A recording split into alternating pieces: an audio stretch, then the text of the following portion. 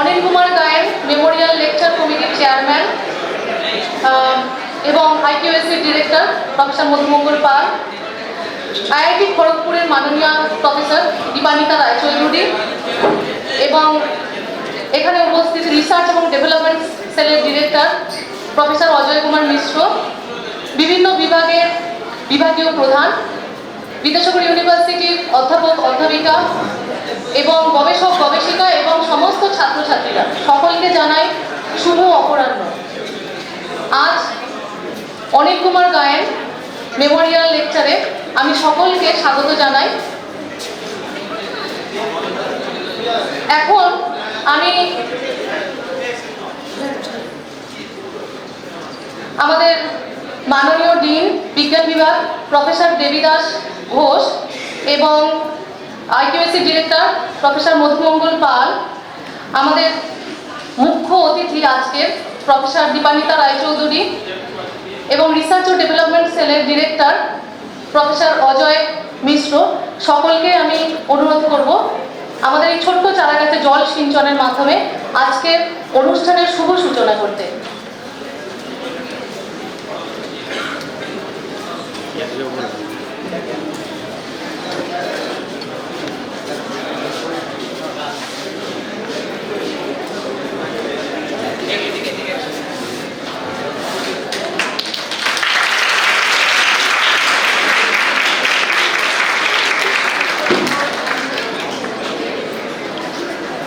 এখন আমি সকলকে অনুরোধ করব আসন গ্রহণ করার জন্য। Madam please, professor Pal, professor Ghosh, professor Mishra, সকলকে বসার জন্য অনুরোধ করছি।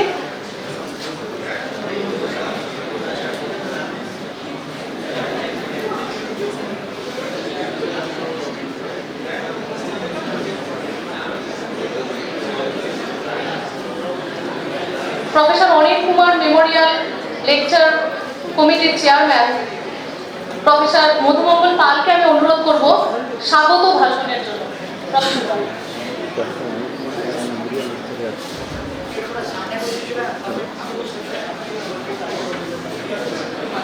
এখন আমি অনুরোধ করছি আমাদের গবেষিকা এবং আমাদের অ্যাসিস্ট্যান্ট প্রফেসর ডক্টর সুস্মিতা বালাকে পুষ্পস্তবক দিয়ে অভিনন্দন জানানোর জন্য। ম্যাডাম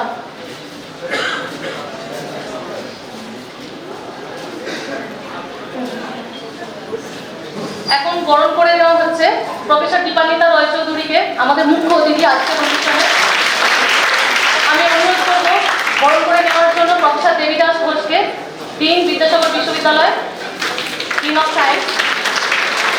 অনুরোধ করব বরণ করে নেওয়ার জন্য আজকে professor Anil Kumar Gayen memorial lecture কমিটির চেয়ারম্যান প্রফেসর মধুমঙ্গল পালকে বরণ করে নেওয়ার জন্য। অনুরোধ করব professor Ajay Kumar Mishra, director research and development sell, ওনাকে বরণ করে নেওয়ার জন্য।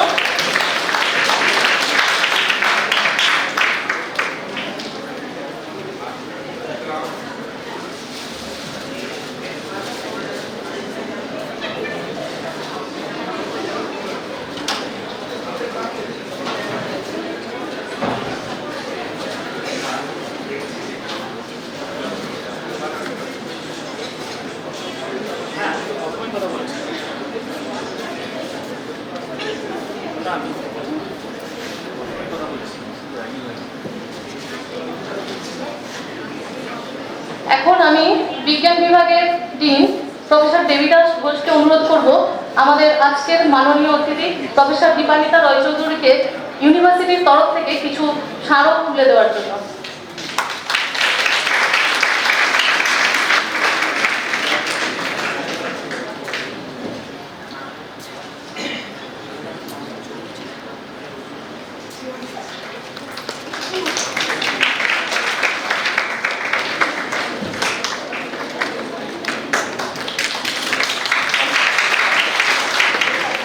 এখন আমি অনুরোধ করব অনিল কুমার গায়েন মেমোরিয়াল লেকচার কমিটির চেয়ারম্যান প্রফেসর মধুমঙ্গল পালকে আমাদের বিদ্যাসাগর ইউনিভার্সিটির তরফ থেকে একটু উপহার দেওয়ার জন্য।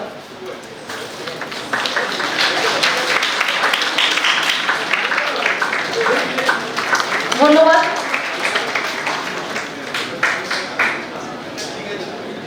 এখন professor Madhumangal Pal, chairman Anil Kumar Gayen memorial lecture committee এবং IQAC ডিরেক্টর, ওনাকে অনুরোধ করব আজকের অনুষ্ঠানের স্বাগত ভাষণ রাখার জন্য।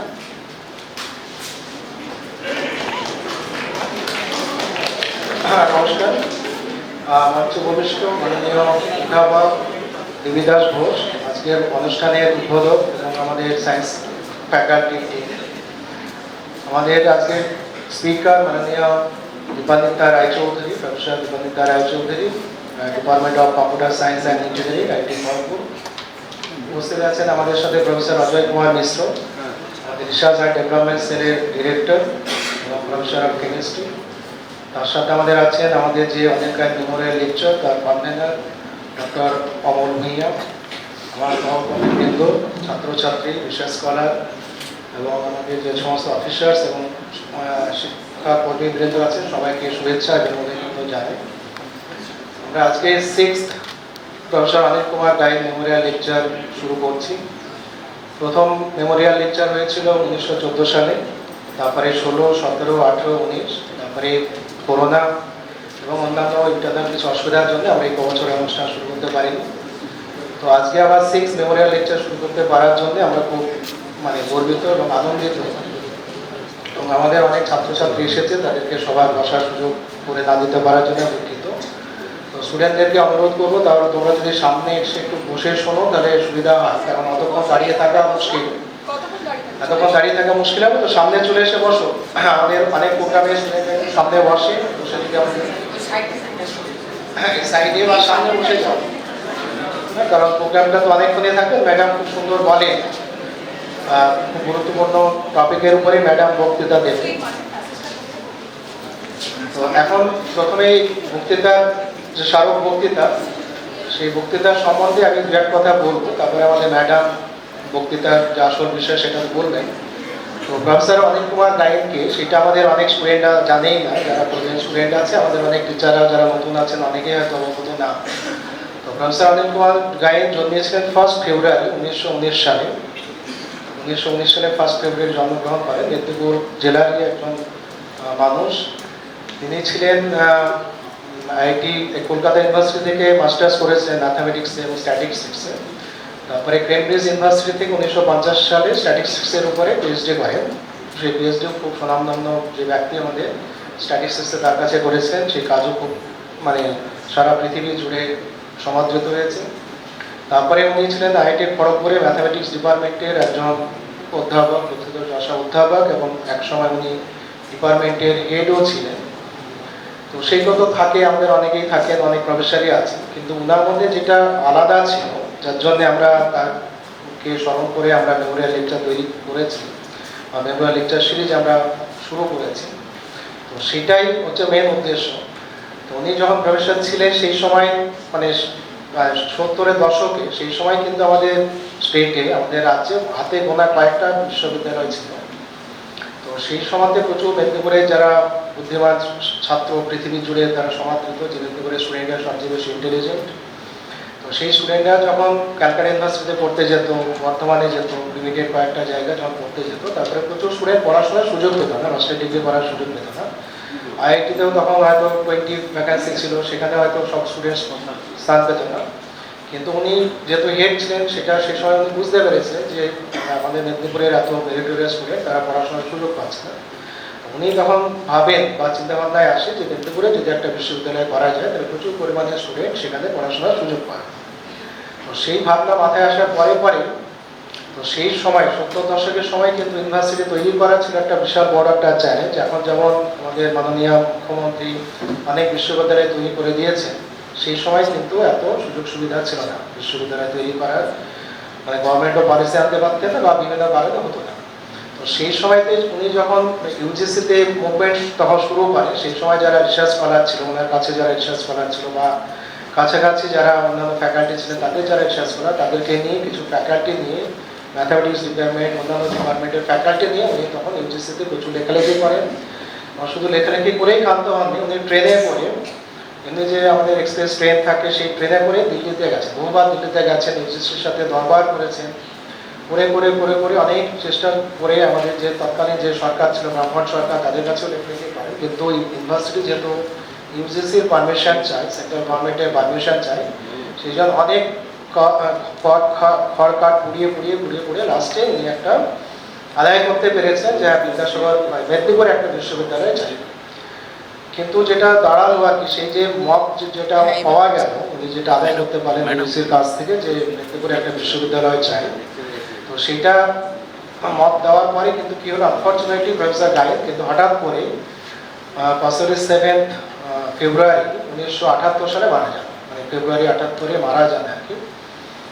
মারা যাওয়ার পরেই কিন্তু কি হলো যে উনি মারা যাওয়ার পরে তার যারা উত্তরসূরি ছিল আর কি, আন্দোলন যারা করছিল, যারা মুভমেন্ট করছিল, তারা কিন্তু সেটাকে কন্টিনিউ করেছিল। কন্টিনিউ করার পরেই আমাদের তৎকালীন যে গভর্নমেন্ট ছিল, ব্রাহ্মণ সরকার ছিল, সে 1981 সালে আমাদের বিধানসভায় পাস হয় বিদ্যাসাগর বিশ্ববিদ্যালয় মেদিনীপুর। 1981 সালে সে অ্যাক্ট পাস হয়।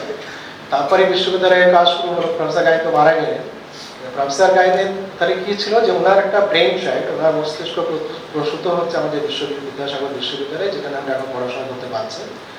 কিন্তু উনি মারা যাওয়ার পরে আমাদের সরকার যখন অ্যাপ্রুভাল দিলেন, সেই সময় কিন্তু তৎকালীন যে ব্রাহ্মণ সরকার ছিল, আমাদের মেদিনীপুরে যারা নেতৃত্বে ছিলেন, তারা এই বিশ্ববিদ্যালয়কে তৈরি করার জন্য এগিয়ে নিয়ে গেছে। তারপরে আমাদের বিশ্ববিদ্যালয় তৈরি হয়। বিশ্ববিদ্যালয়ের আমাদের যে আইনগত দিকে বা অফিসিয়ালি যেটা হয়, 1985 সাল থেকে আমাদের বিশ্ববিদ্যালয়ে পড়াশোনা শুরু হয়। 1985 সালে যদিও শুরু হয়, কিন্তু ক্লাস শুরু হতে হতে আমাদের 1986 সালের জানুয়ারি মাসে ক্লাস শুরু হয়। কিন্তু আমি বলতে পারি, আমি সেই রেসপেক্ট আমি নিজেই হচ্ছে আমি সৌভাগ্যবান যে আমি হচ্ছে আন্ডার গ্র্যাজুয়েটের ফার্স্ট ব্যাচ, পোস্ট গ্র্যাজুয়েটের হচ্ছে আমি 4th ব্যাচ। তো অ্যাজ এ ফার্স্ট গ্র্যাজুয়েটের ফার্স্ট ব্যাচ হিসেবে আমরা গর্ব অনুভব করি যে মহান ব্যক্তি আমাদের বিদ্যাসাগরের নামে নামাঙ্কিত বিশ্ববিদ্যালয়ে আমি পড়ার সুযোগ পেয়েছি। সেই বিশ্ববিদ্যালয় তৈরি করার পিছনে যার মাথা ছিল প্রফেসর অনিল কুমার গায়েন, তার জন্মদিন হিসাবে বা তার যে স্মৃতি বা তার যে ইনিশিয়েটিভ নেওয়া, তাকে আমরা একটা মেমোরাইজ করার জন্য আমরা এই মেমোরিয়াল লেকচার শুরু করেছি। কিন্তু সেই মেমোরিয়াল লেকচার শুরু যখন করা হয়েছিল, সেই সময় আমাদের ভাইস চ্যান্সেলর ছিলেন প্রফেসর রঞ্জন চক্রবর্তী, উনি কিন্তু এটা শুরু করেছেন। তার সাথে আমাদের আরেকজন আমাদের অধ্যাপক রিটায়ার করেছেন, প্রফেসর অভিজিৎ গুহ। তো উনি কিন্তু প্রফেসর গায়েন সম্বন্ধে অনেক ইনফরমেশন জোগাড় করেছেন, লেখালেখি করেছেন, আমাদের ওয়েবসাইটে লেখা এবং আমাদের উইকিপিডিয়াতে প্রফেসর গায়েন সম্বন্ধে উনি ছোটোখাটো একটা গবেষণা বা বড় গবেষণা যাই বলুন, প্রফেসর গায়েন সম্বন্ধে একটা মানে তথ্য বা ডকুমেন্ট যাই বলুন জোগাড় করে তৈরি করেছেন। উনি আজকে আসবার কথা ছিল, আসেননি, যাই হোক। তো এই দুজন আমাদের ব্যক্তি, আমাদের তৎকালীন যে ভাইস চ্যান্সেলর আমাদের প্রফেসর অভিজিৎ গুহ, তাদেরকে আমি কৃতজ্ঞতা জানাই যে প্রফেসর গায়েনের যে কন্ট্রিবিউশন আমাদের বিদ্যাসাগর বিশ্ববিদ্যালয়, যেখানে আমরা আজকে চাকরি করছি, যেখানে আমরা আজকে পড়াশোনা করছি, তো সেই জন্যেই ওনার স্মৃতির জন্যই আমরা মেমোরিয়াল লেকচার শুরু করেছি। তার জন্য আমাদের বিশ্ববিদ্যালয়ের যারা আমাদের আজকে ভাইস চ্যান্সেলর নেই, মিটিংয়ের জন্য রাজভবনে গেছেন, রেজিস্টার একটা মিটিংয়ে ব্যস্ত, উনি হয়তো পরে আসতে পারেননি। তো যারা আমাদের ডিন সায়েন্স আছেন, আমাদের ছাত্রছাত্রীরা আছে, তো আমাদের ম্যাডাম আজকে লেকচার দেবেন। তো সবাইকে ধন্যবাদ জানিয়ে আমাদের এই অনুষ্ঠানে স্বাগত জানিয়ে আমার বক্তব্য শেষ করছি।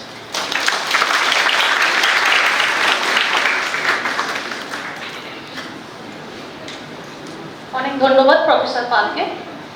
এখন আমি আমাদের বিজ্ঞান বিভাগের ডিন প্রফেসর দেবীদাস ঘোষকে উদ্বোধনী ভাষণের জন্য অনুরোধ করব।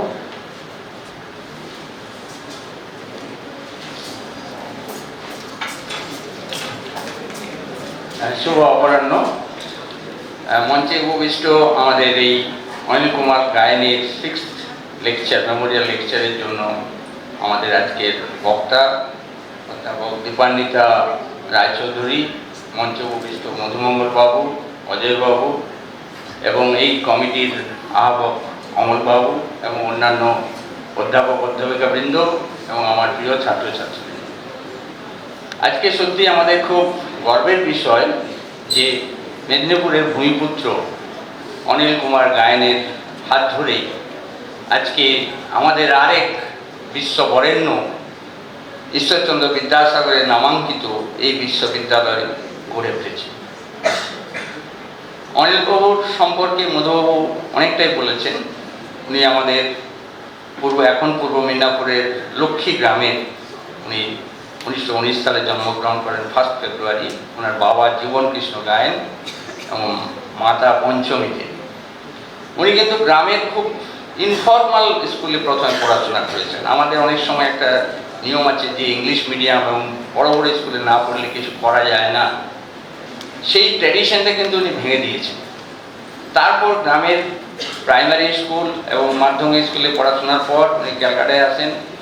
সুরেন্দ্রনাথ কলেজ থেকে উনি অনার্স গ্র্যাজুয়েট হন এবং তারপর ক্যালকাটা ইউনিভার্সিটিতে আমাদের রাজাবাজার সায়েন্স কলেজে অ্যাপ্লাইড ম্যাথামেটিক্স এবং স্ট্যাটিস্টিক্সে মাস্টার ডিগ্রি করেন।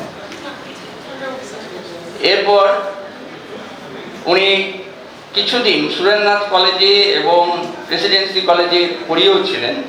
তারপর 1947 সালে উনি ক্যামব্রিজ যান, সেখানে পিএইচডি করেন এবং যার আন্ডারে পিএইচডি করেন H.E. ড্যানিয়েল, তিনিও ছিলেন প্রেসিডেন্ট অফ স্ট্যাটিস্টিক্যাল সোসাইটি, তার প্রেসিডেন্ট ছিলেন ওখানে। এবং 1947-এর পর 1950-এর মধ্যে উনি পিএইচডি কমপ্লিট করেন ওখানে। তারপর ফিরে এসে উনি ISI জয়েন করেন, তারপর আবার IIT-তে জয়েন করেন। তো যাই হোক, সেটা ছিল ওনার একাডেমিক লাইফ।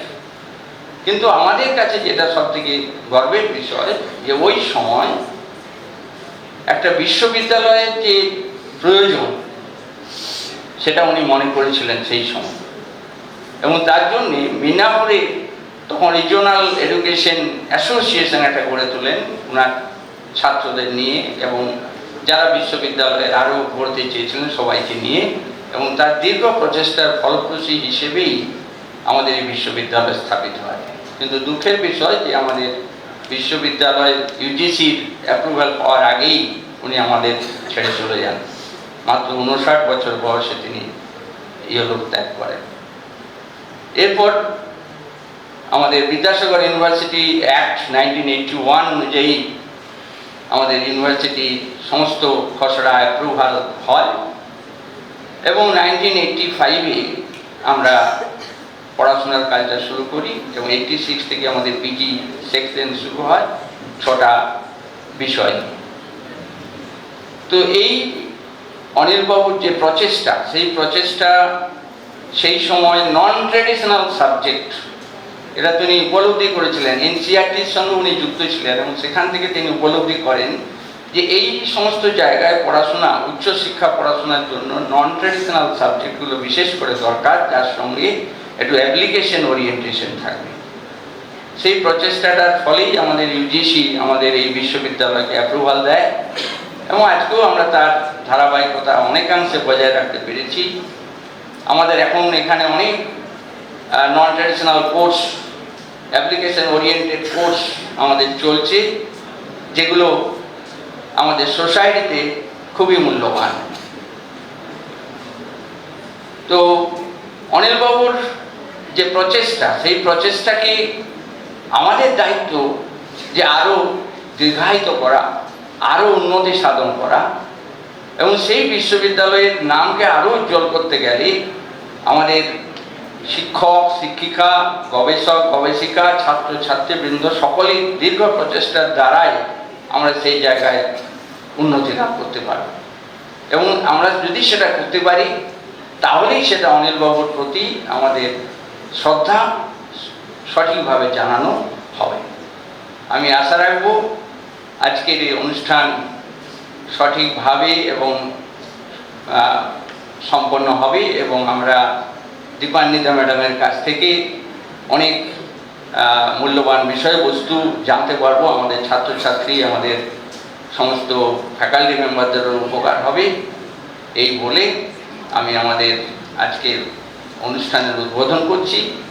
আমাদের সম্মানীয় ভাইস চ্যান্সেলর স্যার সুশান্তবাবু আজকে গভর্নমেন্টের কাজে হয়তো বাইরে গেছেন, সেই জন্য আমাকে বলে গেছিলেন উনি এটা উদ্বোধন করার জন্যে। এইটুকু কথা বলে আজকের অনুষ্ঠানে আমি উদ্বোধন ঘোষণা করলাম। ধন্যবাদ।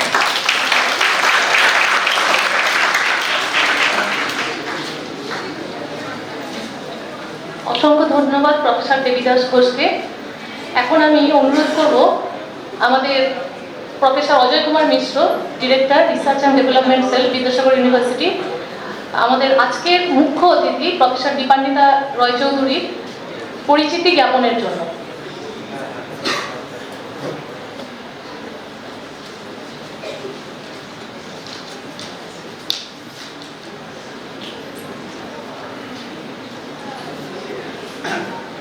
It gives me immense pleasure to introduce before you Professor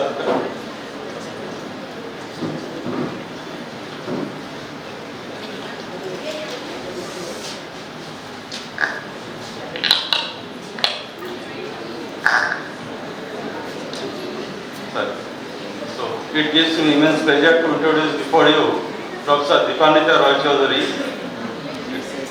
Professor Dipandita Roy Chaudhary received his BTech and MTech degree in Computer Science from University of Kolkata in 1987 and 1989 respectively, and a PhD degree from the Department of Computer Science and Engineering, Indian Institute of Technology, Kharagpur in the year 1994. She is a senior professor of the Department of Computer Science and Engineering, IIT Kharagpur, India. Her current research interests are in the field of cryptography, Krypton analysis of standard records, design of cryptographic algorithm, VLSI design, and secured embedded system, error correcting codes, and cellular automata. She has published more than 160 research articles in various international journals and conferences. Dr. Roy Chaudhary is a recipient of INSA Young Scientist Award and Associate of Indian Academy of Science, and is a Fellow of Indian National Academy of Engineers. With these few words, now I'd like to invite Professor Roy Chaudhary to deliver his talk. Professor Roy Chaudhary, please.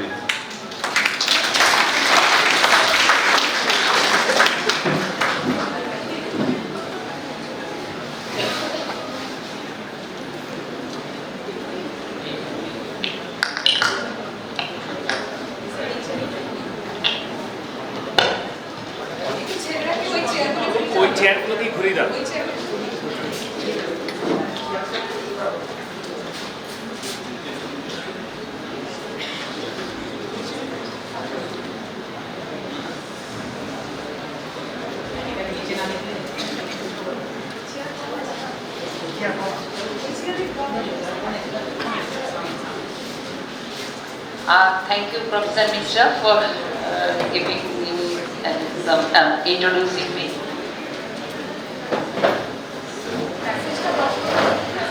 Today, first I say the good afternoon to all professors and students. Today we are here to give our tribute to Professor Anil Kumar Gayan. Already you have listened that your professors have mentioned that his contribution, and mainly he is the founder of this university. So I'll be giving a talk, and what I thought that although Professor Anil Kumar Gayan is mainly famous for as a mathematician, but he has a very good contribution to statistics also. So today I thought that I'll be giving some very modern topics that which is very famous and state of the art thing, but one very small piece of or very primitive theory I should tell, that you will be knowing that some theory of statistics that is actually the backbone of this topic, which is called the security. Probably all of you have heard that nowadays that cryptography security, and mainly security is everywhere in here, that we are telling that things should be secured, the communication should be secured, and then what actually we mean by security, and we will see that actually some very basic theory of statistics is the backbone of that. So that small thing we will try to understand. Okay. So topic is security, theory and practice. As already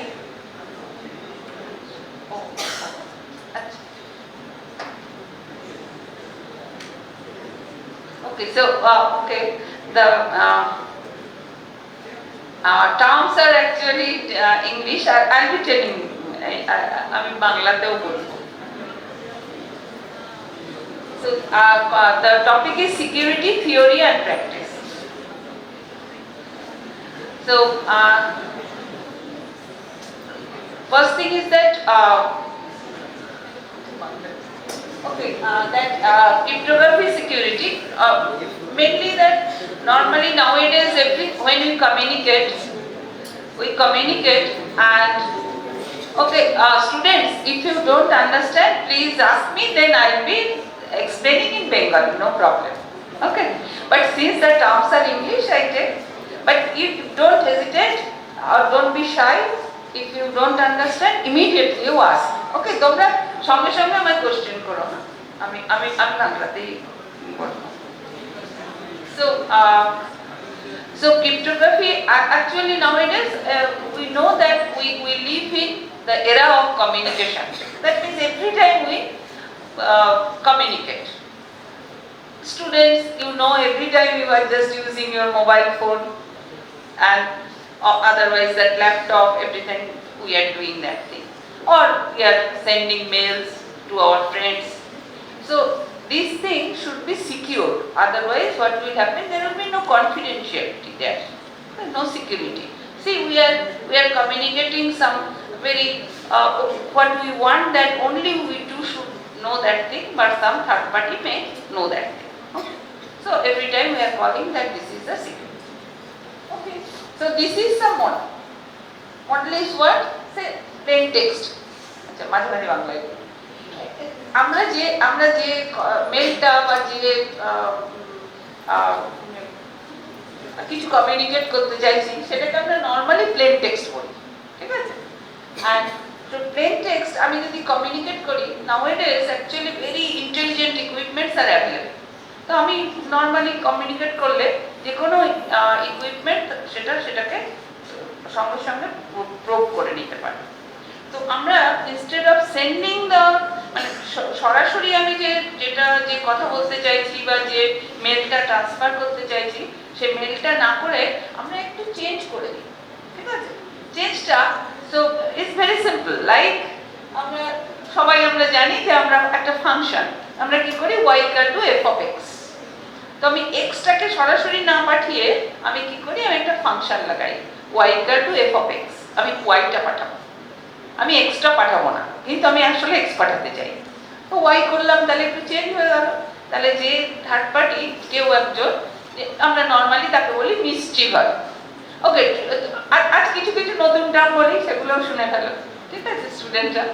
তো যে attack করে তাকে আমরা বলি attacker বা মিসচিভার, যে actually আমাদের কমিউনিকেশনটা জানতে চাইছে। তো মিসচিভার সে কি করবে, সে তো আসলে এক্স, কিন্তু আমি তো পাঠাচ্ছি ওয়াই, সুতরাং জানে না। তো এই y, simple concept is y = f(x), but সেই ওয়াইটা, this function is very different here.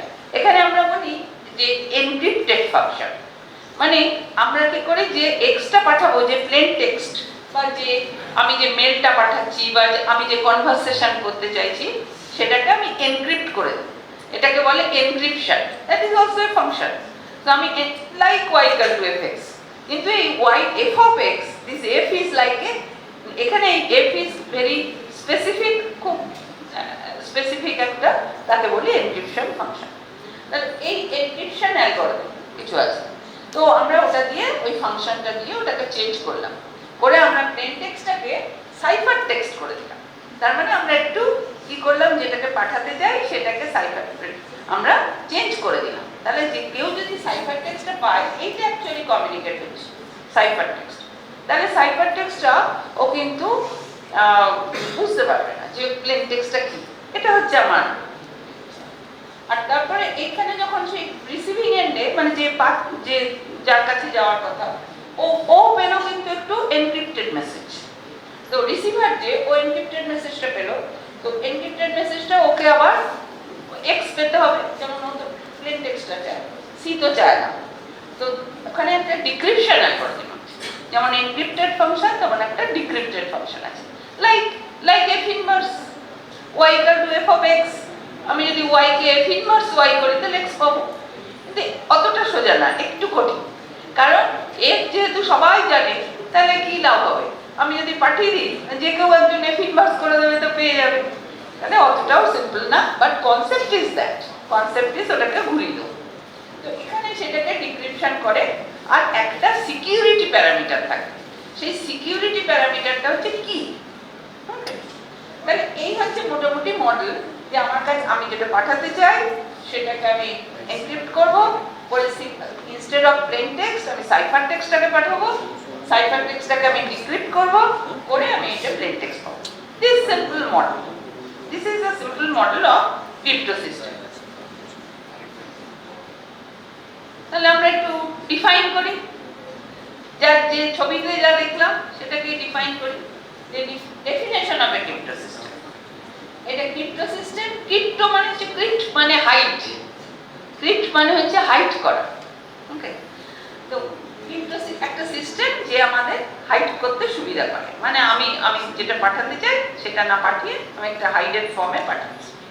তো crypto system can B viewed as a distribution of plane text, set of ciphertext, a distribution of possible keys, and an encoding transformation in its inverse. তা আমাদের কি কি লাগবে আমরা এই ছবিটা দেখে দেখি। আমাদের প্লেন টেক্সট যেটা আমরা পাঠাতে চাই, কিন্তু সেটা না পাঠিয়ে আমি একটু এনক্রিপ্ট করে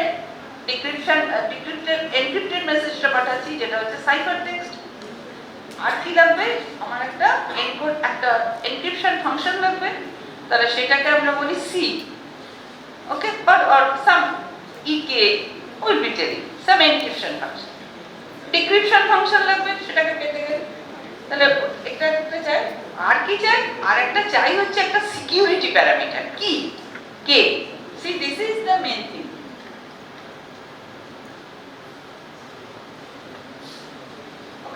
So possible keys, দেখো এখানে কিন্তু কিটা ছিল না, আমি কিন্তু পাঠাতে চাই প্লেন টেক্সট, প্লেন টেক্সট পেলাম সাইফার টেক্সট, কিন্তু আমার কি চাই ওটাই হচ্ছে মেন। কারণ কিটা জেনে গেলে যে কেউ ওইটাকে ঘুরিয়ে আবার এনক্রিপশন আবার নিয়ে নিতে পারবে, যে ডিক্রিপ্ট করে আসল মেসেজটা কি। ওকে, তাহলে কি হচ্ছে মেন সিকিউরিটি প্যারামিটার। আবার একটু ছবি দেখি। Normally this is very conventional, if you just open, তোমরা যদি ইন্টারনেটে গিয়ে দেখো দেখবে এই ছবিটা দেখতে পাবে, ইভেন এই নামটাও দেখতে পাবে, যে বব আর অ্যালিস এরা দুজন অ্যাকচুয়ালি কমিউনিকেট করতে চাইছে।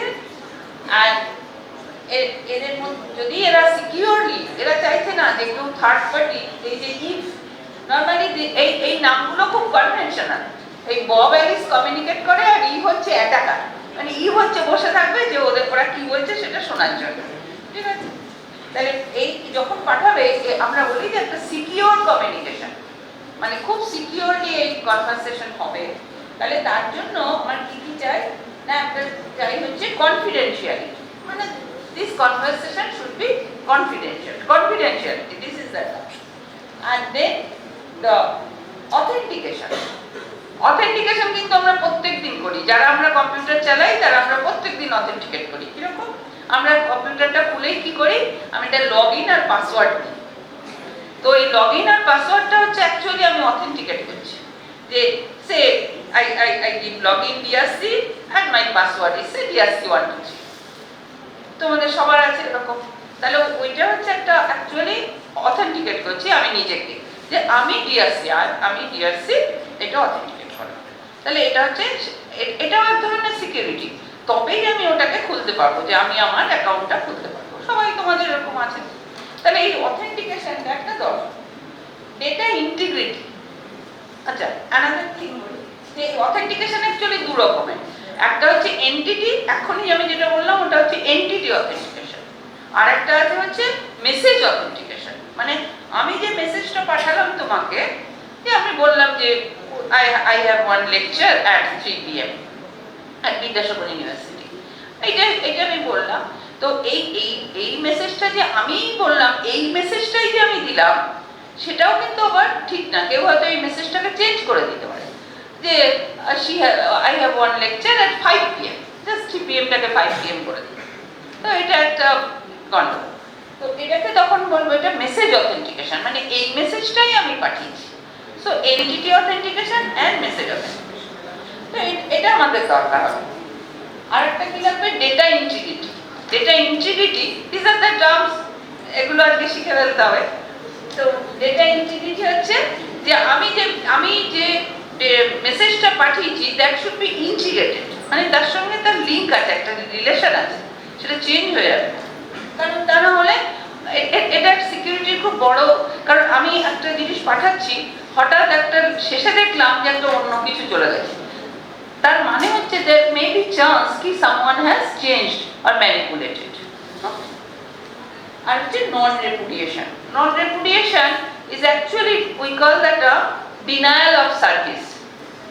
তার মানে আমি এখন একটা কমিউনিকেট করছি, কিছু পাঠিয়েছি, কিছুক্ষণ পরে আমি ডিনাই করলাম, আমি পাঠাই, সেটাও একটা সিকিউরিটি পার্ট। সো মেইনলি এই হচ্ছে আমার ক্রিপ্টো, এই মডার্ন ক্রিপ্টো সিস্টেমে আমার এইগুলো চাই। আরো এখন বইতে অনেক কিছু থাকবে, অনেক, these are the cryptography, but these are the basic, that confidentiality, authentication, these two are main, then data integrity and non-repudiation. So these actually এইগুলো মেনটেন করলে আমি একটা সিকিউর কমিউনিকেশন পাবো, সিকিউরলি আমি ডেটা ট্রান্সফার করতে পারবো, ঠিক আছে। এবার আমি একটু ম্যাথমেটিক্যালি বলার চেষ্টা করি, যেগুলো এখন এমনি বললাম। তাহলে আমার হচ্ছে কি আছে, যে আমি সেন্ডার আর রিসিভার, মানে আমি যে পাঠাচ্ছি আর একজন যে রিসিভ করছে, তাহলে ও কি করে পাবে না, এই যে প্লেন টেক্সট মেসেজ আছে, প্লেন টেক্সট মেসেজ, সেটাকে কি দিয়ে এনক্রিপ্ট করবে, আর এটা পাঠিয়ে দিল, সাইফার টেক্সটটা গেল। দেখো এখানে একটা এক্সাম্পল লেখা আছে, খুব সিম্পল, যে রিট্রিট এট ডন, এটা আমি পাঠাতে চাইছি। এটা এনক্রিপ্ট করার পর এটা দাঁড়ালো এই যে SP%6S*CMF, নো মিনিং, ঠিক আছে। তো কেউ যদি থার্ড পার্টি এটাকে ধরেও, এটাকে প্রুভ করে, সে কিন্তু কিছু পাবে না। তারপরে এটা কি দিয়ে, যখন রিসিভার এটাকে রিসিভ করলো, তোমার কাছে গেল, তখন রিসিভার এটাকে রিসিভ করে ডিক্রিপ্ট করলে তবে আবার প্লেন টেক্সটটা পেলো যে রিট্রিট এট ডন। তার মানে এইখানে এই যে অ্যাটাকার, এই মাঝখানে যদি এই যে SP*6S*CMF SP%, সো এটাকে যদি ও করে কিছুই বুঝতে পারবে না, কারণ ওটা হচ্ছে এনক্রিপ্ট করা। তাহলে এই যে এই কিটা একমাত্র জানে সেন্ডার আর রিসিভার, তাহলে ওই কিটা না জানলে আমি কিন্তু কিছু করতে পারবো না। তো এইটা হচ্ছে মেইন, যে কিটাকে বলা হয় সিকিউরিটি প্যারামিটার, ওকে। আর এখানে কি ধরনের অ্যাটাক হয় সেগুলো আমি বলার চেষ্টা করেছি আজকে। আর আমাদের কিছু অ্যাটাক, কি ধরনের attack, algebraic attack, statistical attack, side channel attack. তো আমাদের যেহেতু আজকে আমরা একটু স্ট্যাটিস্টিক্স নিয়ে পড়বো, খুব বেসিক প্রিলিমিনারি থিওরি। তো এই স্ট্যাটিস্টিক্যাল অ্যাটাক মানে কিরকম বলো, আমি 1 মাস ধরে কিছু পাঠাচ্ছি কারোর সঙ্গে, এরকম আমাদের অনেক হয়। যেমন আমাদের বর্ডার এরিয়াতে আমাদের প্রচুর মেসেজ আনাগোনা হয়, প্রচুর পাঠানো হয়, সেখানে কিন্তু আমাদের নেবারিং কান্ট্রিরা তারা কিন্তু সব ওই মেসেজগুলোকে ধরে।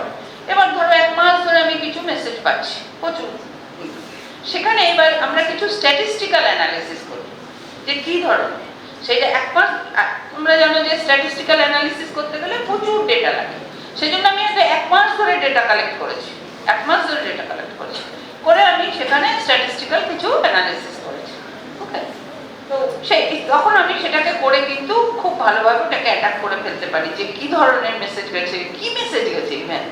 তো স্ট্যাটিস্টিক্যাল অ্যাটাক হচ্ছে এই ধরনের জিনিস। এবার অ্যালজেব্রিক অ্যাটাক, ওই যে ফাংশনটা বললাম যে এনক্রিপ্ট করতে পারে একটা ফাংশন, ঠিক আছে।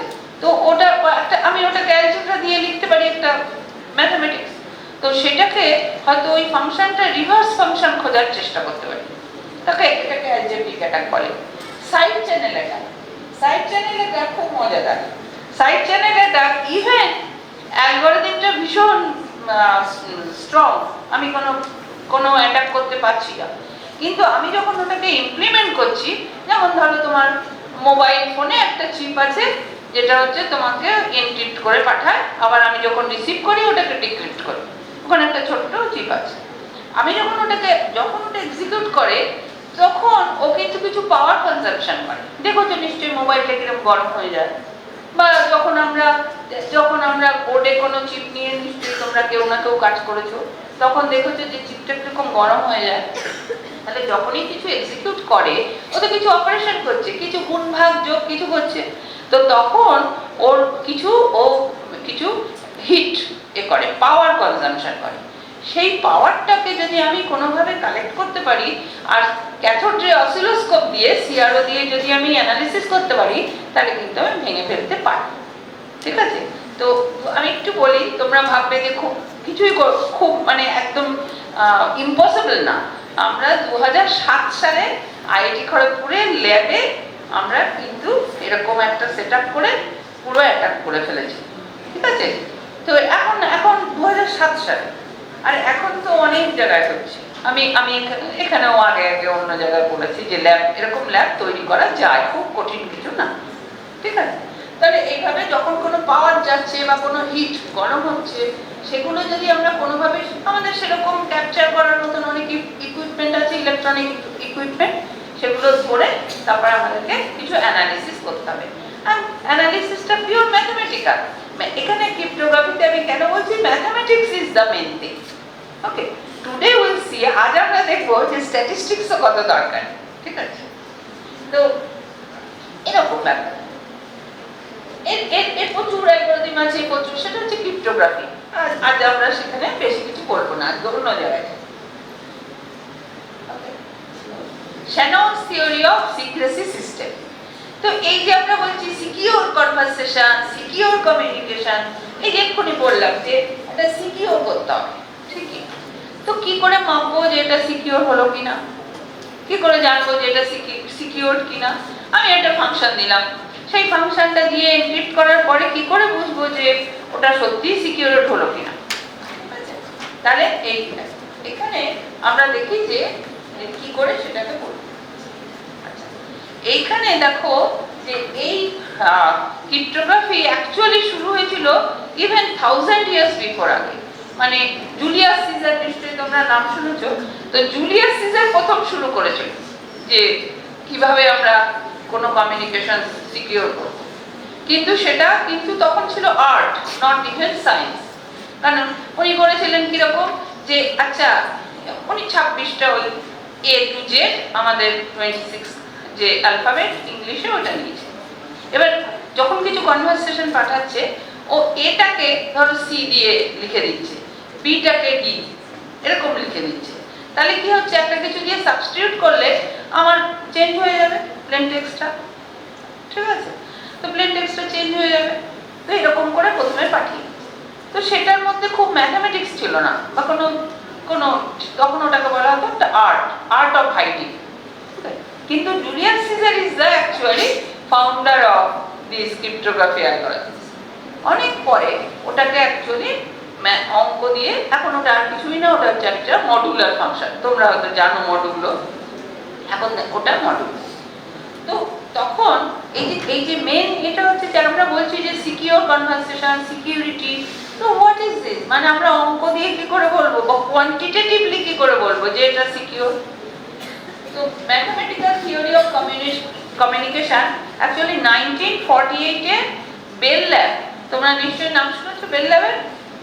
তো এই শ্যানন হচ্ছে 1948 এ বেল ল্যাবে একটা ওদের একটা টেকনিক্যাল রিপোর্ট বের, নট ইভেন পেপার, একটা টেকনিক্যাল রিপোর্টে উনি ভাবতে থাকলেন যে এই কমিউনিকেশন থিওরি, সেই এটাকে আমরা কমিউনিকেশনটাকে কিভাবে সিকিউর করব।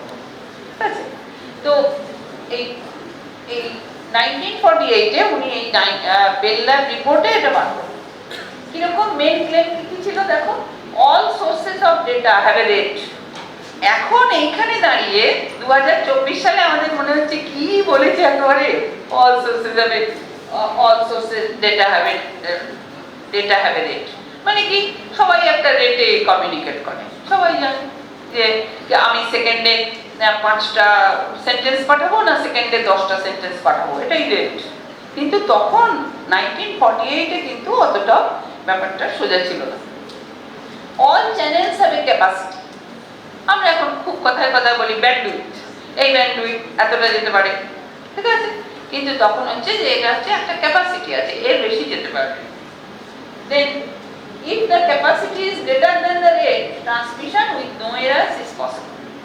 দেখো খুব সোজা ভেবে দেখো যে আমি তোমাকে একটা কিছু পাঠাচ্ছি, মেসেজ পাঠাচ্ছি, আর সেই মেসেজটা যে রেটে যাচ্ছে আর যদি ক্যাপাসিটিটা কম হয়ে যায় তাহলে তো কিছু লস হয়ে যাবে, কিন্তু যদি capacity is greater than the rate তাহলে transmission with no errors is possible.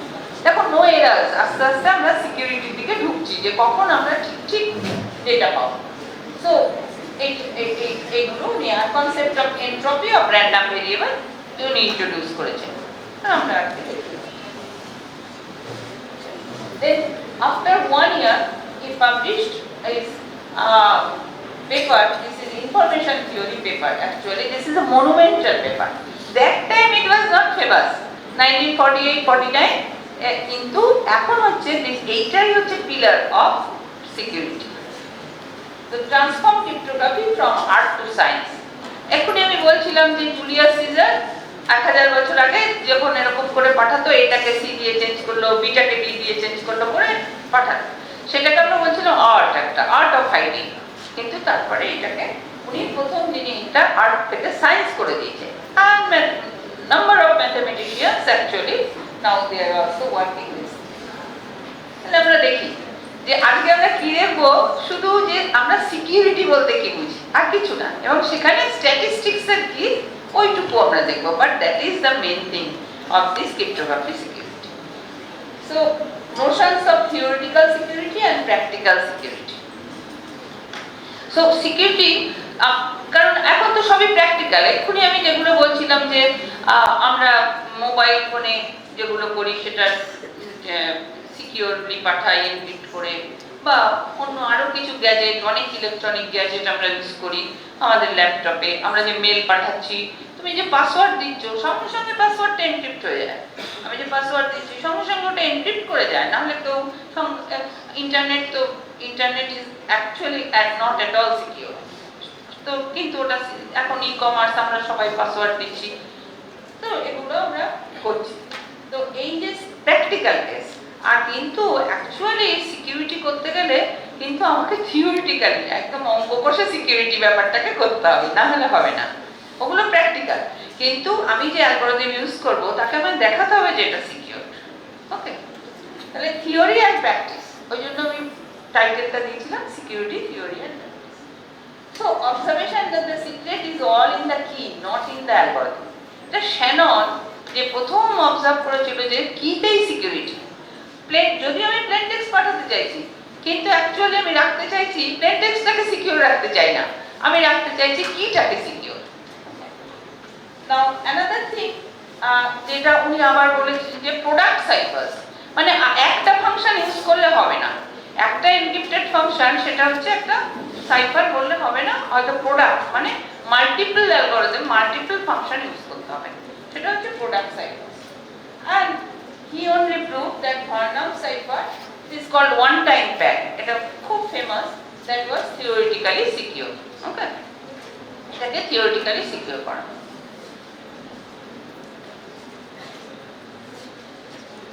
তাহলে summary is very simple, that আমরা এখন সবাই খুব সিকিউর কমিউনিকেশন এটসেট্রা বলছি, সেটা security, what do we mean by security, সেটা। আই তোমার কি নাম? তুমি আসলে কেন? তোমার দাঁড়া, কোথায় বাড়ি? ঠিক আছে, তুমি জানো এগুলো খুব ডিস্টার্ব হয় না?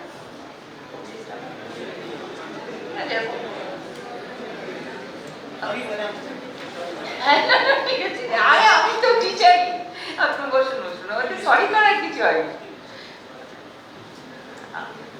অনেক চেয়ার খালি হয়ে গেছে, বসবো না? আর যেখানে যখনই পারবে না তোমার বলো বা জিজ্ঞাসা করবে না। তাহলে থিওরিটিক্যাল এন্ড প্র্যাকটিক্যাল সিকিউরিটি। তাহলে আমরা বলছি যে আচ্ছা এই হ্যাঁ, আমরা এই যে প্র্যাকটিক্যাল, এগুলো সব প্র্যাকটিক্যাল, কিন্তু আমরা বলছি সিকিউরিটিটা কিন্তু থিওরিতে না হলে হবে না, অ্যালগরিদম সিকিউর না হলে হবে না। তাহলে এটাকে আমরা কি করে করব?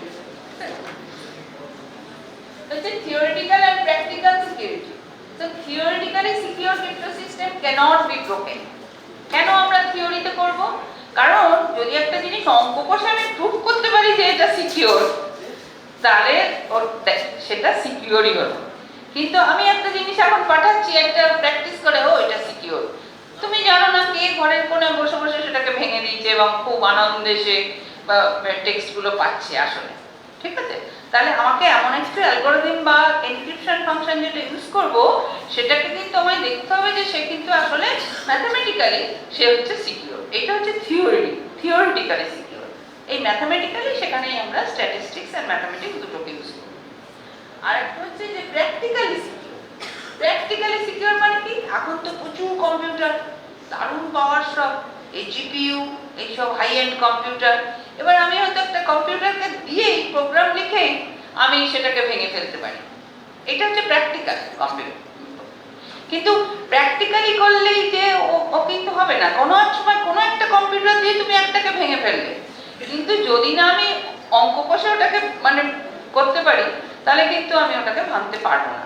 আর যদি আমি অঙ্ক কষে প্রুফ করতে পারি যে আমার ফাংশনটা সিকিউর, তাহলে তোমার কোনো কম্পিউটার নেই এখনো পর্যন্ত যে সে ওটাকে ভাঙতে পারবে। তাহলে আমাদের এখন দেখতে হবে, এই যে আমি বলছি কোনো কম্পিউটার নেই এখনো, সেটা কখন বলবো যে কখন এটা থিওরিটিক্যালি অ্যান্ড প্র্যাকটিক্যালি সিকিউর হবে, ঠিক আছে? সেটা একটু দেখব। তাহলে ব্যাড নিউজ, তাহলে কি হলো যে এই হচ্ছে আমার theoretically secure আর এই হচ্ছে আমার practically secure. Require a large amount of work to solve. এই ওয়ার্ক মানে কম্পিউটিং ওয়ার্ক, এই ওয়ার্ক মানে আমাদের ম্যানুয়াল ওয়ার্ক না, ঠিক আছে? তাহলে এই ব্যাড নিউজ হচ্ছে the only theoretically secure crypto system is one time pad. এটা মনে রাখো, এত এত হাজার হাজার লোকজন অ্যালগরিদম দিচ্ছে, আমরা পড়ছিও, লোকে বলছে এটা ইউজ হয় না। আর এই ওয়ান টাইম প্যাড এই একমাত্র সিকিউর, কিন্তু অদ্ভুত মজার ব্যাপার, এই ওয়ান টাইম প্যাড জীবনে ইউজ হয় না। এটাই হচ্ছে দেখানো আছে যে এই থিওরিটিক্যালি সিকিউর। আমি বললাম যে থিওরিটিক্যালি সিকিউর হলে তাকে কেউ ভাঙতে পারবে না, অথচ সেটাকে প্র্যাকটিক্যালি ইউজ করা হয় না। কেন? প্র্যাকটিক্যালি ইউজ করলে প্রচুর কস্টলি। তাহলে আমাকে দেখতে হবে শুধু থিওরিটিক্যালি সিকিউর হলে হবে না, সেটাকে প্র্যাকটিক্যালি যেন আমি ইউজ করার মতন, আমার অত কস্টলি হলে কে ইউজ করবে? আমি সর্বক্ষণ আমরা সবাই মিলে এত এত ডেটা ট্রান্সফার করছি, তাহলে কি করে হবে? হবে না। তো এই জন্য ব্যাড নিউজ যে ওয়ান টাইম প্যাড যেটা থিওরিটিক্যালি সিকিউর, সেটা কিন্তু আসলে আমরা ইউজ করি না। The only practically secure crypto system is the one time pad. ওই ওয়ান টাইম প্যাডই হচ্ছে থিওরিটিক্যালি সিকিউর, প্র্যাকটিক্যালি সিকিউর, কিন্তু যাকে আমরা ইউজ করতে পারি না। মানে তাকে ইউজ করে যে আমি কিছু ডেটা পাঠাবো সিকিউরলি, ওসব হয় না। কেন হবে না? দেখি, খুব সোজা, কিন্তু করে। Again Shannon. Okay. So Shannon's communication theory of secrecy systems in Bell Technical Report, what I told, that actual name is Bell Systems Technical Journal. Okay.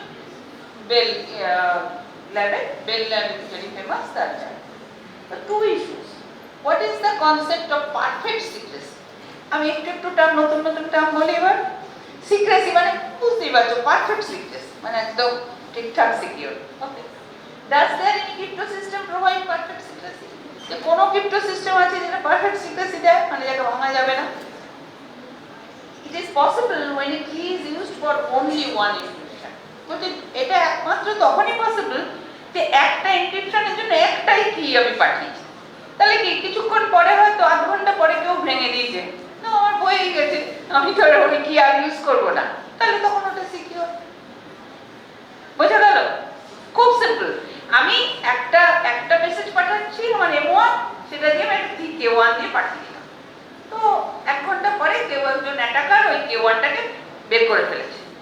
তো আমার কিছু যায় আসে না, কারণ আমি ওই কিটা একবারই ইউজ করেছি, এর পরের বার আমি কি কে ইউজ করবো? তাহলে ও যে ব্রেক করে গেলেও আমার কিছু আসলো না। তো সেটাকে তাহলে একবারই একটা কি ইউজ করব।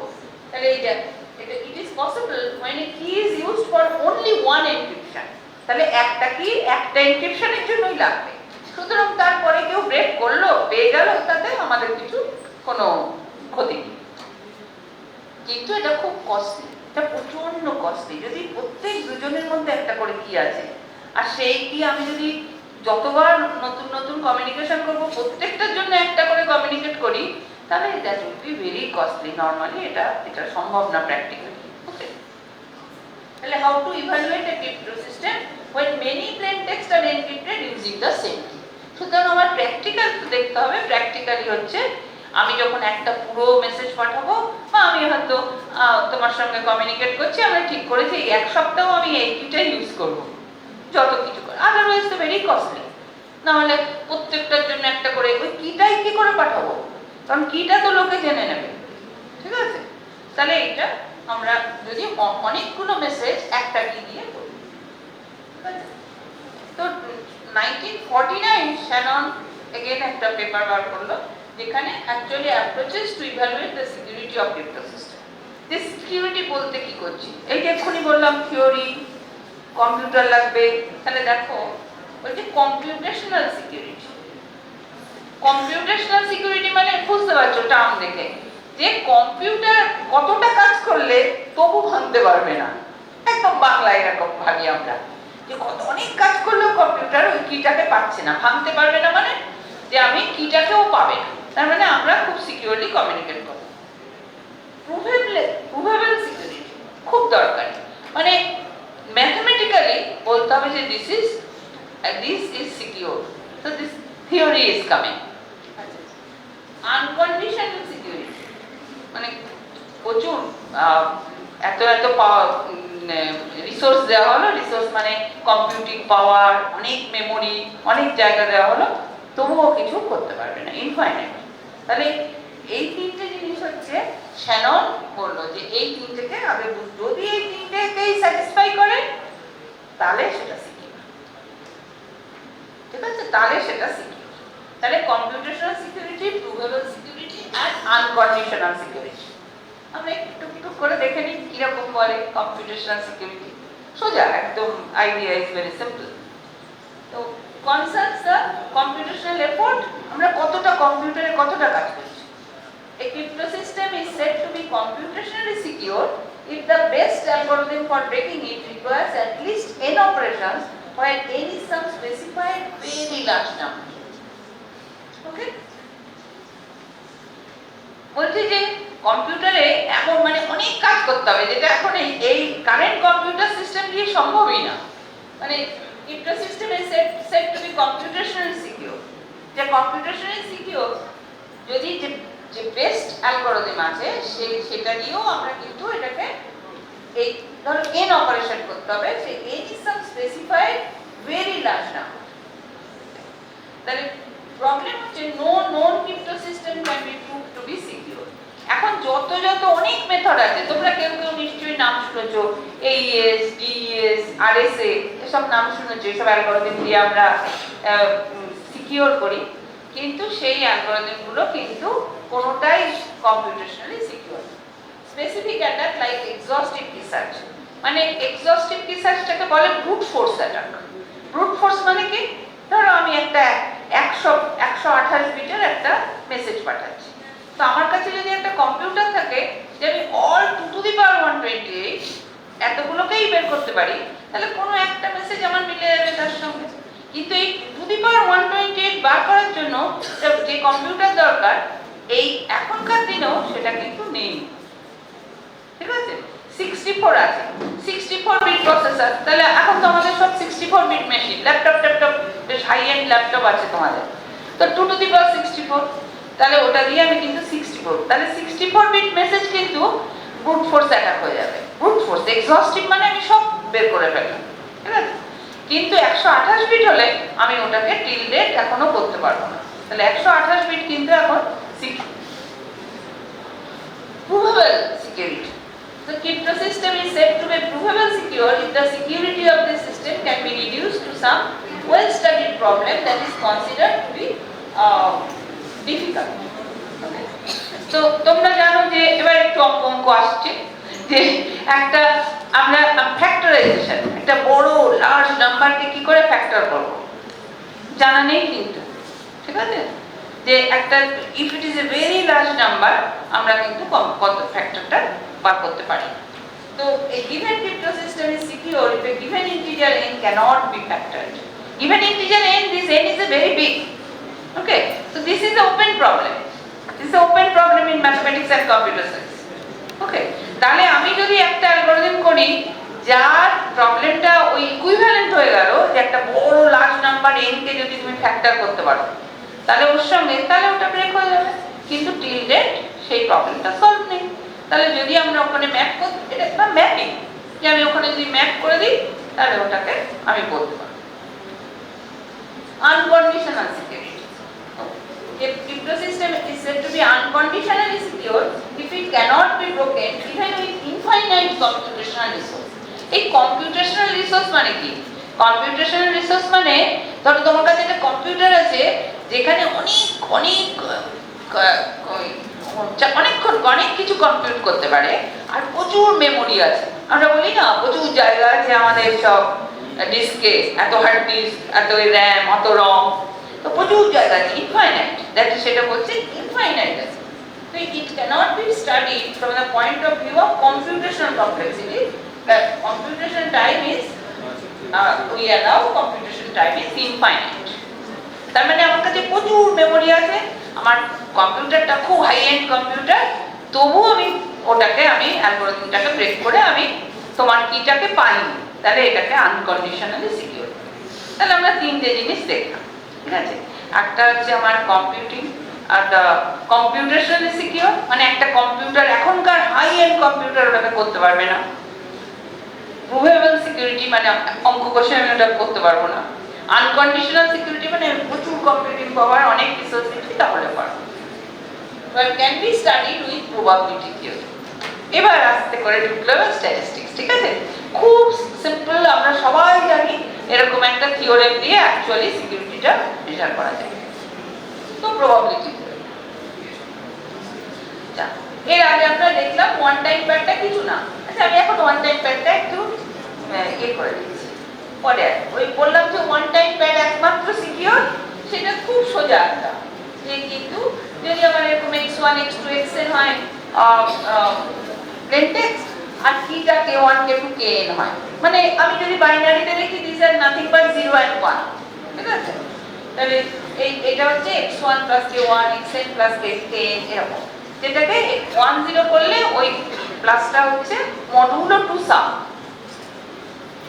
ঠিক আছে? ঠিক আছে, আমি এখন এটাকে একটু বাদ দিচ্ছি। দেখো এখন একটা সোজা সোজা করি। এই ওয়ান টাইম প্যাড মানে এটা দিয়ে জাস্ট কিছু নাই, x1 x2 xn এরকম একটা x আছে, 0 1 0 1 0 1 এরকম, আর কি একটা আছে, তো সেটা দিয়ে আমি কি করলাম একটা XOR করে, শুধু মডুলো টু সাম, যারা অঙ্কের তারা সেটাই বুঝবে, মডুলো টু সাম। তো ওটা দিয়ে আমরা করে দিলাম যে সাইফার টেক্সট বার করে দিলাম, শুধু দিস সিম্পল থিং, খুব সোজা, কিন্তু এটা খুবই মানে ব্রেক করা খুব কঠিন। এরকম দেখো একটা এক্সাম্পল দিচ্ছি, এটা খুব কঠিন হবে, দেখতে ভালো লাগবে। দেখো এরকম একটা সাইফার টেক্সট পেয়েছি, কেউ একজন পাঠাচ্ছে একটা প্লেন টেক্সট সাইফার টেক্সট, একটা সাইফার টেক্সট আমি কালেক্ট করছি। সাইফার টেক্সট এরকম ANKYO এই গার্বেজ আমাদের কাছে লাগছে কি সব, এটা সাইফার টেক্সট ওরকমই হওয়া উচিত, যেটা দেখে আমি কিছু বুঝতে পারবো না। এবার একজন হ্যাকার বা অ্যাটাকার যে আর কি ওটা পেতে চাইছে, ও কি করলো, ও একটা কি নিয়েছে দেখো এরকম PX এরকম, আর পরে শুধু এটাকে মডুলো টু সাম করে বার করলো প্লেন টেক্সটটা, যে mister master with the candle stick in the hall, ঠিক আছে? তাহলে দেখো একটা মিনিংফুল একটা ইংরেজি সেন্টেন্স পেল। আবার এই ডিক্রিপ্ট এই হ্যাকার টু একটা কি বের করেছে, ও অন্য একটা কি নিয়েছে, নিয়ে ও বার করলো প্লেন টেক্সটটা, which is the plain text, Miss Scarlett with the knife in the library, ও একটা অন্য কিছু বার করলো। তাহলে কি হলো, আমি বুঝতে পারছি না এক একজন এক একটা কি বার করছে, আর তাই দিয়ে আরেকটার একটা প্লেন টেক্সট পাচ্ছে, তার মানে আসলে আমি জানি না কোনটা ঠিক, সুতরাং ও ব্রেক করতে পারেনি, ঠিক আছে? কেন? যেহেতু এই যে আমি বলেছিলাম ওয়ান টাইম প্যাড মানে একবারই একটা কি ইউজ হবে, এখানে দেখো দুটো কি ইউজ করেছে, হ্যাকার 1 একটা কি ইউজ করেছে, হ্যাকার 2 একটা কি ইউজ করেছে, এমন আরো আছে হ্যাকার 3 যদি আরেকটা কি ইউজ করে সে আরেকটা কিছু পাবে, তাহলে তো তুমি বলতে পারছো না যে কোনটা ঠিক, ঠিক আছে? তাহলে এটা প্র্যাকটিক্যালি সেই জন্য সম্ভব না। তাহলে problem with one time fact, এই যে একটু প্রবলেমটা দেখালাম যে তাহলে এটা র্যান্ডম, এটা আসলে ব্যাপারটা আসলে র্যান্ডম হয়ে গেছে, তাই না? যে র্যান্ডম আমি অ্যাকচুয়াল কিটা বলতে পারছি না। তাহলে distribution and protection of long keys, the key has the same length as the plain text, মানে অত বড় একটা বড় প্লেন টেক্সট হলে আমার কত বড় একটা কি লাগবে। The one-time pad was thought to be unbreakable, but there was no mathematical proof until Shannon developed the concept of perfect secrecy. And Shannon-এর আগে পর্যন্ত এই সিক্রেসি বা এই সিকিউরিটি বলতে কি বোঝায় এর কোনো আইডিয়া ছিল না। তাহলে বোঝা গেল যে even one time pad of the simple কিন্তু সেটা দিয়ে কিন্তু বের করতে পারছে, ঠিক আছে? তাহলে আমরা এখন দেখি যে প্রবাবিলিটি থিওরি দিয়ে আমরা কিভাবে প্রবাবিলিটি থিওরি ইউজ করে শ্যাননই অ্যাকচুয়ালি ফার্স্ট প্রপোজ করেছিল যে পারফেক্ট সিক্রেসি বলতে কি বোঝায়। এই simple thing is the perfect secrecy. কিরকম না, প্রবাবিলিটি অফ হচ্ছে যে a crypto system has perfect secrecy if probability of x given y equal to probability of x. এর মানে কি? probability of x given y equal to probability of x. এর মানে হচ্ছে যে দেখো যে অস্কার মানে ইভালুয়েটরি অ্যাটাকার, অস্কার হচ্ছে অ্যাটাকার, ও যে ইনফরমেশনটা নিচে সেখান থেকে কোনো plane text about no information about the plain text by observing the ciphertext. এর মানে কি? এর মানে হচ্ছে ধরো কখন আমরা অ্যাটাক করতে পারি, ধরো আমি একটা কিছু পেয়েছি, পেয়ে সেটাকে প্রেডিক্ট করতে চাইছি যে এটা কি রকম, এটা এই হতে পারে। যদি আমি প্রেডিক্ট না করতে পারি, কখন আমি প্রেডিক্ট করতে পারি না? যখন ব্যাপারটা পুরো র্যান্ডম হয়ে যায়। এই কয়েন টস করছি, কয়েন টস করে আমরা জানি হচ্ছে 50, যেহেতু হেড অ্যান্ড টেল অনলি 2, তাহলে অনেকবার যদি কয়েন আমরা টস করি তাহলে কিন্তু অ্যাকচুয়ালি হাফ, তখন তুমি যদি তোমার ওটা না বায়াসড হয় তুমি কিন্তু বলতে পারো না যে ও হেড পড়বে না টেল পড়বে, কেউ জানে না। কিন্তু অল্পক্ষণ করলে আমি অল্প কিছুবার করলে আমি বলতে পারি, ঠিক আছে? তাহলে and statistical analysis is that. তাহলে দেখো এই ছোট্ট জিনিসটা আমরা সবাই জানি, this is a conditional probability x given y equal to probability of x, and this is the principle of security. এই আজকে দাঁড়িয়ে আমরা যত সিকিউর সিস্টেম সিকিউর বলছি তার অ্যাকচুয়ালি ব্যাকবোন হচ্ছে, ঠিক আছে? তাহলে এইটা এবার দেখাই, এইটা হচ্ছে একদম বেস থিওরেম দিয়ে আসবে, সুতরাং আমার মনে হয় এবার একটু সবার পছন্দ হবে। তাহলে কি হলো যে আমি খুব সিম্পল ভাবে ভাবি, আমি একটা কিছু পেয়েছি এনক্রিপ্টেড মেসেজ, সেখান থেকে সাইফার টেক্সট, সেখান থেকে আমি প্লেন টেক্সটটা কিছু প্রেডিক্ট করতে পারছি না, তাহলে ওটা সিকিউর। তাহলে এলিমেন্টারি প্রবাবিলিটি থিওরি আমার মনে হয় সবাই জানে। আমি একটুখানি করেছি যে আমাদের দুটো ডিসক্রিট র্যান্ডম ভেরিয়েবল আছে x আর y, so the probability that the random variable x takes the value x, আমরা এইভাবে নোটেশন দিয়ে করি, সবাই জানি আমরা মনে হয় এটা probability of x equal to x and this sum of probability is 1. and এইটুকুনি যেটা বলছিলাম যে হেড আর টেল আমরা জানি এর প্রবাবিলিটি হচ্ছে হাফ, যেহেতু only 2। যদি একটা পেয়ার অফ ডাইস আছে মানে ছক্কা, লুডোর গুটির ছক্কা, সেই রকম যদি দুটো থাকে যাতে এক থেকে আমরা বলি ফুট থেকে ছক্কা, সেরকম 1 থেকে 6 থাকে, তাহলে আমরা কিরকম ভাবে পেতে পারি? এইগুলো আমাদের 6 × 6 36টা হতে পারে, তাহলে probability of i j is 1/36, আমরা সবাই জানি, ঠিক আছে? তাহলে আমরা কি করছি, এখান থেকে আমরা জয়েন্ট অ্যান্ড কন্ডিশনাল প্রবাবিলিটি করছি। তাহলে জয়েন্ট প্রবাবিলিটি কি? যদি আমার xy দুটো র্যান্ডম ভেরিয়েবল থাকে তাহলে probability of xy আমরা এইভাবে নোটেশন করি, probability of xy is the probability that x equal to x and y equal to y. আমি দুটো ছক্কা খেলেছি, কোনোটা একটা 5 পড়েছে আর একটা হয়তো 3 পড়েছে, ঠিক আছে? তাহলে এইটাকে আমরা বলছি জয়েন্ট, কেউ কারোর উপর ডিপেন্ড করে না, দুটোকে আলাদা আলাদা দিয়েছি।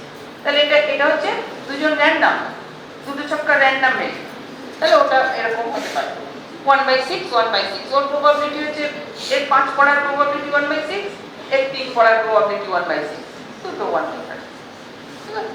তাহলে ওটা জয়েন্ট। কিন্তু কন্ডিশনাল প্রবাবিলিটিটা কেমন? না, কন্ডিশনাল প্রবাবিলিটি যে probability x given y is the probability that x equal to x given y. তার জন্য আমাদের base theorem, base theorem tells us the conditional probability. তাহলে এই probability of xy is এটা হচ্ছে আমাদের joint probability and probability of xy. এই joint probability হচ্ছে probability of x given y into probability of y. মানে probability of y টা আমি ধরে নিলাম যে এটা y equal to y and probability of x for given y, যদি xy ইন্ডিপেন্ডেন্ট না হয় তাহলে কি হবে? probability of y টাকে আমি ধরে নিলাম আগে, আর x যদি ওর উপর ডিপেন্ড করে তাহলে probability of x given y, তাহলে এই দুটো গুণ হবে। সিমিলারলি আমি যদি মনে করি probability of x টা আর y x এর উপর ডিপেন্ড করে তাহলে probability of y given x, এই ডাকটা হচ্ছে given x conditional into probability of x, তাহলে এটাই আমার জয়েন্ট প্রবাবিলিটি, এটাই আমার জয়েন্ট প্রবাবিলিটি। তাহলে এইটা আমরা সবাই জানি। এবার বেস থিওরেম কি বলে? তো বেস থিওরেম হচ্ছে এই যে আমি এটা থেকে দেখলাম যে probability of x given y into probability of y equal to probability of y given x equal to probability of x, তাহলে আমরা সেটাই লিখেছি, লিখে just probability of x given y is probability of x into probability of y given x divided by probability of y. এই ইকুয়েশনটা থেকে actually security definition আসবে, এই simple equation, ঠিক আছে? তাহলে এখানে আবার ওটা বলা হয়েছে, জাস্ট ইগনোর এই উই ক্যান রিমেম্বার, আমরা এটাকে মনে রাখি না, হয়তো তোমরা জানো সবাই বেস থিওরি। আচ্ছা, এইবার এটাকে ম্যাপ করি, আমাদের একটা ক্রিপ্টো সিস্টেমের সঙ্গে, বুঝতে পারছো? জাস্ট দুটো র্যান্ডম ভেরিয়েবল আছে x আর y, তাহলে আমি দেখলাম জয়েন্ট প্রবাবিলিটিটা কি হয়, সেটা যে বেস থিওরেমটা পেলাম। এবার আমি একটা ওইটাকে ম্যাপ করে দিই, ক্রিপ্টো সিস্টেমটা আমরা বুঝে দিয়েছি, একটা প্লেন টেক্সট পাঠাবো, একটা এনক্রিপ্ট করব, সাইফার টেক্সট যাবে, ওখানে সাইফার টেক্সটটাকে ডিক্রিপ্ট করব, আবার প্লেন টেক্সট পেয়ে যাব। আর এটা করব একটা কি দিয়ে, কে। তাহলে দেখো, assume a crypto system PCKE. P is the plain text, C is ciphertext, K is key, E is the encryption algorithm, D is the decryption algorithm. এর বাইরে তো কিছু লাগবে না। একটা ক্রিপ্টো সিস্টেম হচ্ছে এরকমই, একটা প্লেন টেক্সট পাঠাবো, E দিয়ে এনক্রিপ্ট করব, সাইফার C পাবো, ওই আর যখন এনক্রিপ্ট করব তখন ওই কিটাকে লাগাবো K, আর ডিক্রিপ্ট করব D দিয়ে। তাহলে একটা ক্রিপ্টো সিস্টেম এইটাকে বললাম। Key is used for one encryption, one time per day key is one used for one.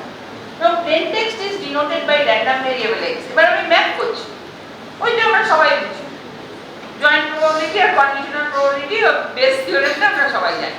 তাহলে ওখানে আমরা একটু ম্যাপ করি এবার, যে plain text is denoted by random variable x। ভেবে দেখো, আমি কি plain text পাঠাবো, তুমি কি পাঠাবে, ও কি পাঠাবে, সব র্যান্ডম ভেরিয়েবল, কোনো অসুবিধা নেই।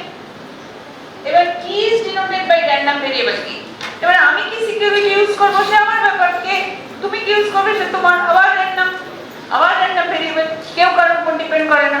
আমি কি মেসেজ পাঠাবো তার উপর কোনো কিটা ডিপেন্ড করছে না, তাহলে এটা হচ্ছে পুরো distinct random variable. Cipher text is denoted by random variable y। এবার এখানে একটু আছে, আমরা ধরে নিচ্ছি যে y টা একদম র্যান্ডম। দেখো, y যদি র্যান্ডম না হতো, এবার এখানটা হচ্ছে আমার প্রুফটা আসবে, y যদি র্যান্ডম না হতো তাহলে তো আমি প্রেডিক্ট করতে পারতাম যে প্লেন টেক্সটটা কি হবে।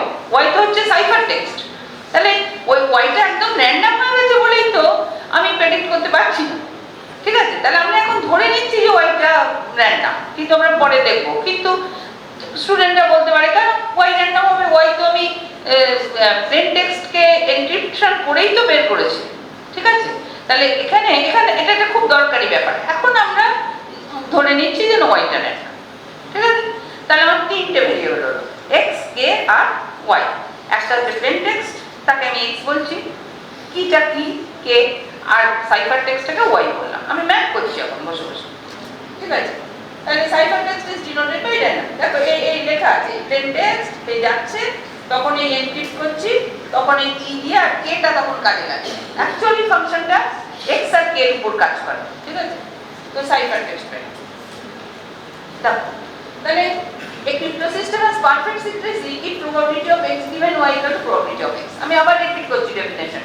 ঠিক আছে, তাহলে আইডিয়া হচ্ছে Oscar can obtain no information about the plain text by observing the ciphertext।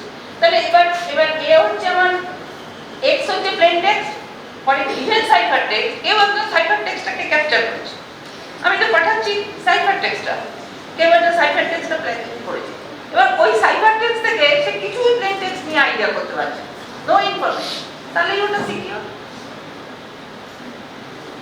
তাই তো? আমি ciphertextটা ক্যাপচার করেছি, আমার কাছে নেই। এবার তাহলে probability of x given y, তার মানে আমি প্রচুর ciphertext করেছি, কিন্তু probability x given y, তাহলে সেইটা যদি আর probability x কি plain text, তো যে যা ইচ্ছে পাঠাবে সেটা তো পিওর র্যান্ডম।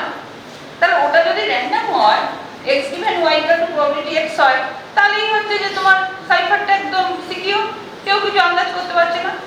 দেখো আমি এখানে আরেকবার বলি, এই ম্যাপ করছি, x হচ্ছে plain text, y হচ্ছে সাইফারটেক্সট। তাহলে x given y মানে কি, আমি একটা given y মানে আমি সাইফারটেক্সট পেয়েছি, একটা কোনো plain text থেকে তো তৈরি হয়েছে এনক্রিপ্ট করে, তাহলে ওই x given y মানে এই x এর জন্য ওই y হয়েছে, আমি y-টা পেয়েছি, সেইটা যদি দেখি যে probability of x only, তার মানে আমি কিছুই বার করতে পারছি না, এও র্যান্ডম ও র্যান্ডম, কারণ x তো র্যান্ডম ছিল প্লেন টেক্সট, তার probability হাফ, র্যান্ডম একটা ভেরিয়েবল তার probability হাফ, তাহলে probability of x given y যদি আমি এরকম পাই যে ওটা অনেক কালেক্ট করে অ্যানালিসিস করে probability বার করে দেখলাম হাফ বা হাফের কাছাকাছি, বাস তার মানে আমি কিছুই বার করতে পারলাম না, দুটোই র্যান্ডম, এই হচ্ছে কথা। ঠিক আছে, ওটাই দেখি যে এলিস আর বব যাচ্ছে, x প্লেন টেক্সট, y হচ্ছে সাইফার টেক্সট, আর এই যে অস্কার ও হচ্ছে বসে আছে পাওয়ার জন্য। তাহলে এই অস্কার অনেক y জোগাড় করেছে, এই y জোগাড় করেছে, ঠিক আছে, অনেক y জোগাড় করে অনেক প্রবাবিলিটি বার করে দেখছে ওটা প্রবাবিলিটি হচ্ছে ইকুয়াল টু এইটা, তার মানে ও কিছুই বার করতে পারে। ঠিক আছে, এবার একটু বেস থিওরেম লাগাই, ওটা হচ্ছে তেমনি ফিজিক্যালি বললাম, তো দেখাই যে cipher text is a function of x and y, কারণ আমি y-টা পাই হচ্ছে যে কি একটা ফাংশন যেটা হচ্ছে প্লেন টেক্সট আর কি উপরে কাজ করবে। ঠিক আছে, y হচ্ছে e of x and k, তো সেটা লেখা সাইফার টেক্সট বার করি হচ্ছে x and k, এটা একটা ফাংশন। তাহলে probability of y equal to y মানে কোন একটা সাইফার টেক্সট, স্মল y টা হচ্ছে কোন একটা, দিস ইজ এ সেট, তো সেট অফ সাইফার টেক্সট, তাহলে এটা কি হবে না, সাম of all key probability of k equal to k is the all keys are probability equal to x equal to dky, that means আমি ওই decryption লাগিয়ে যে x টা পাচ্ছি, তাহলে এইটা হচ্ছে আমার x equal to y equal to y হচ্ছে এইটা, যেটা হচ্ছে k হলো আর এই x, যেহেতু y টা পেয়েছি আমি, তাই y এর উপর ডিক্রিপ্ট করে যদি এই x হতো, তাহলে সেই x আর ওই কি ইউজ করলে তবে হচ্ছে সাইফার টেক্সট হতো। এনক্রিপশন হচ্ছে e of x কে আর ডিক্রিপশন হচ্ছে b of y কে, মানে এনক্রিপশন ফাংশন হচ্ছে x আর k এর উপরে অপারেট করবে, আর ডিক্রিপশন হচ্ছে y আর k এর উপরে। মনে করে রাখো, এখান থেকে এনক্রিপ্ট করলাম x আর k কে এনক্রিপশন ফাংশন লাগিয়ে সাইফার পাঠিয়ে দিলাম, রিসিভার হচ্ছে সাইফার টেক্সট পেল, আর কিটা ও আগে জানতো যে অথরাইজড রিসিভার সেই একমাত্র কি জানে, আর এক হচ্ছে কে যে অস্কার বা ইভ ওরা কিটা জানে না, ওরা হচ্ছে বের করার চেষ্টা করছে।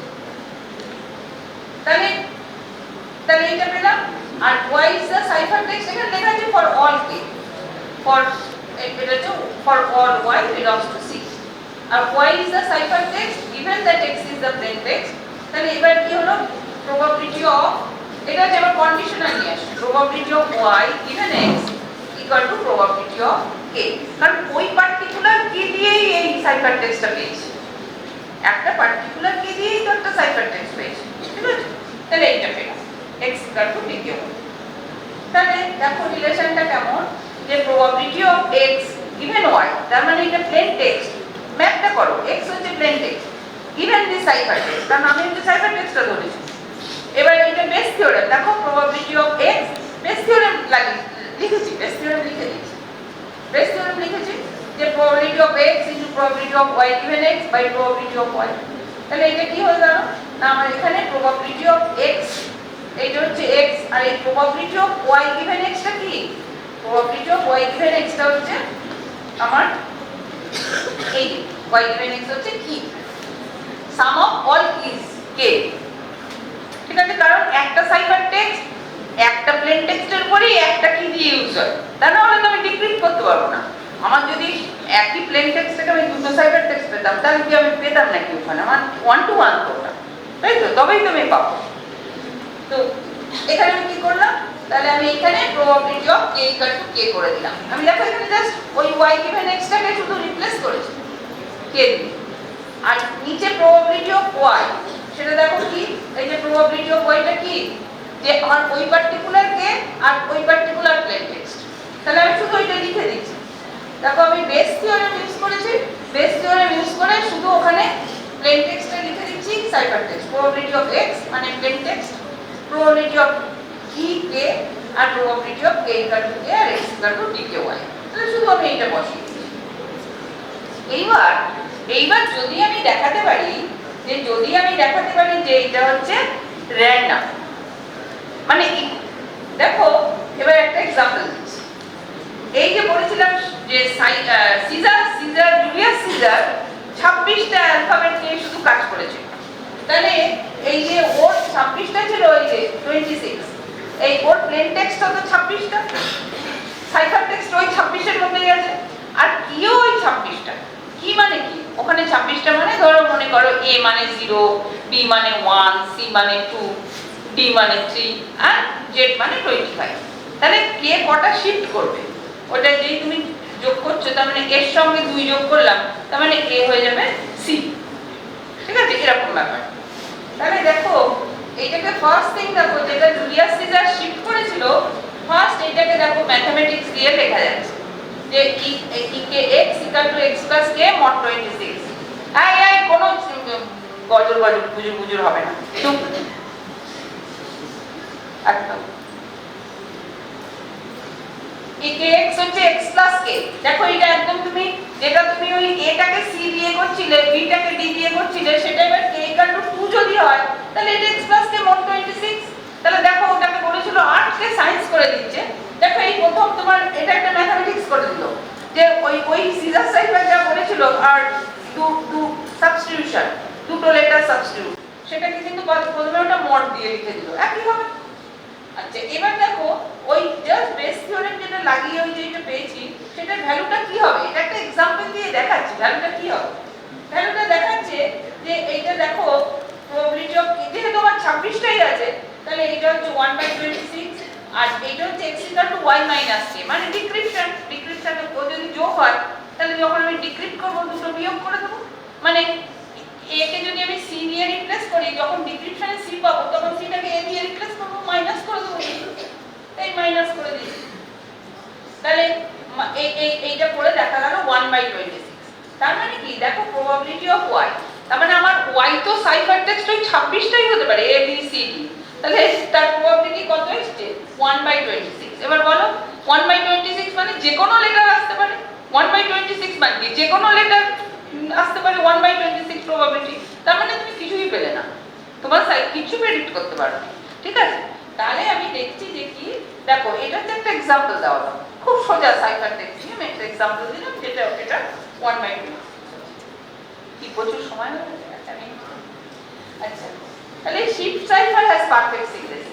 দেখো সেই জুলিয়াস সিজার ইউজ করেছিল ও কিন্তু পারফেক্ট সিক্রেসি, কিন্তু তাহলে বলবো যে এখন ইউজ করছি কেন, কিন্তু ওই অ্যালফাবেট সেটটা এত কম ছিল যে আমরা বসে বসে ওটাকে সলভ করতে পারি, কিন্তু ওই একই জিনিস যদি 26টা না হয় 2600 হয়, তাহলে কিন্তু খুব ডিফিকাল্ট, তখন কিন্তু ওটা আসলে ওর সাইফারটা। সেই জন্য ওই জুলিয়াস সিজার যেটা ইউজ করেছিল সাবস্টিটিউশন সাইফার, ওটা টিল ডেট ইউজ হয়, till date that is used, only alphabet সেটটা বেড়ে গেছে, ওখানে 26টা নেওয়া হতো বলে কেউ সবাই মুখে মুখে করে ফেলতে পারত, এখন বসলেই হয়ে যাবে, কম্পিউটারও লাগবে না।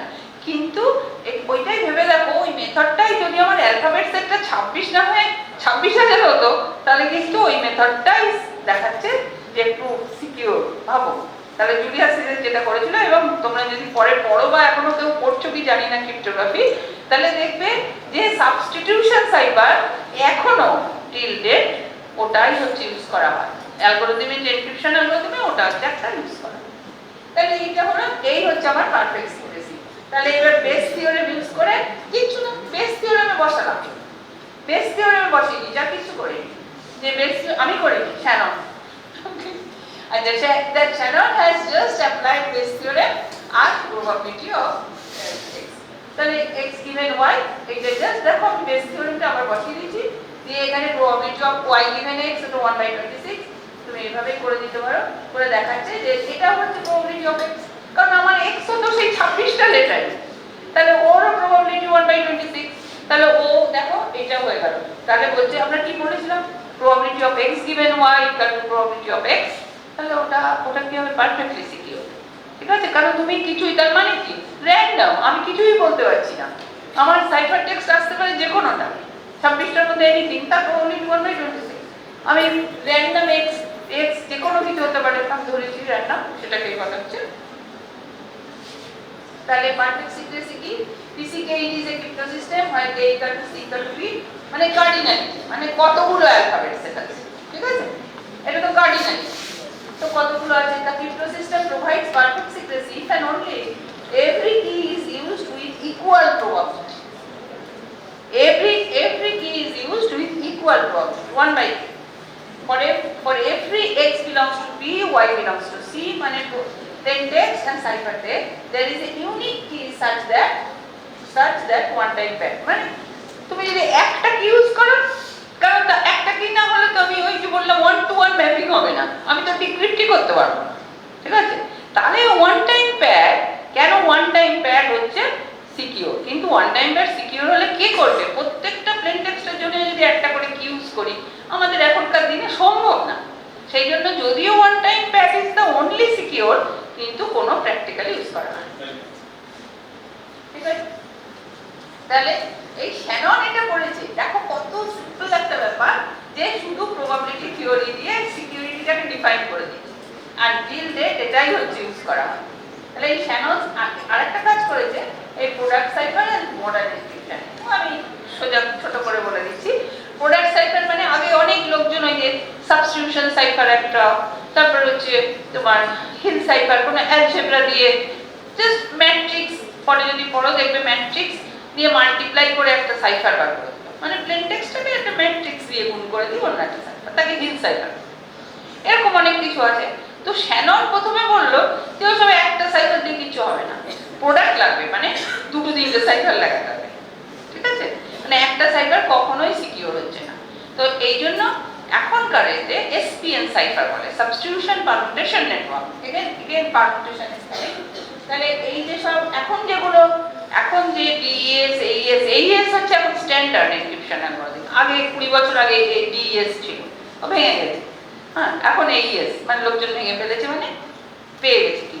তাহলে এগুলো কিন্তু সবই সাবস্টিটিউশন পারমুটেশন নেটওয়ার্ক, সাবস্টিটিউশনের সেই জুলিয়াস সিজারের সাবস্টিটিউশন, কিন্তু এখন ওটা অঙ্ক দিয়ে করা হয়, এখন একদম ফাইনাইট ফিল্ড, ওই সাবস্টিটিউশনই কিন্তু আর ওই রিপ্লেস করে না, কিন্তু ওটা এখন ম্যাথমেটিক্যালি করা হয়, পারমুটেশন লাগানো হয়, permutation is same permutation, normally আমরা যে পারমুট করি যদি করি ঘুরিয়ে দিই, পারমুটেশন দ্যাট পারমুটেশন। অ্যান্ড একটা করা হয় যে মডিউলো টু সাম, মানে XOR, আমরা ইঞ্জিনিয়ারিং এ বলি XOR অপারেশন, XOR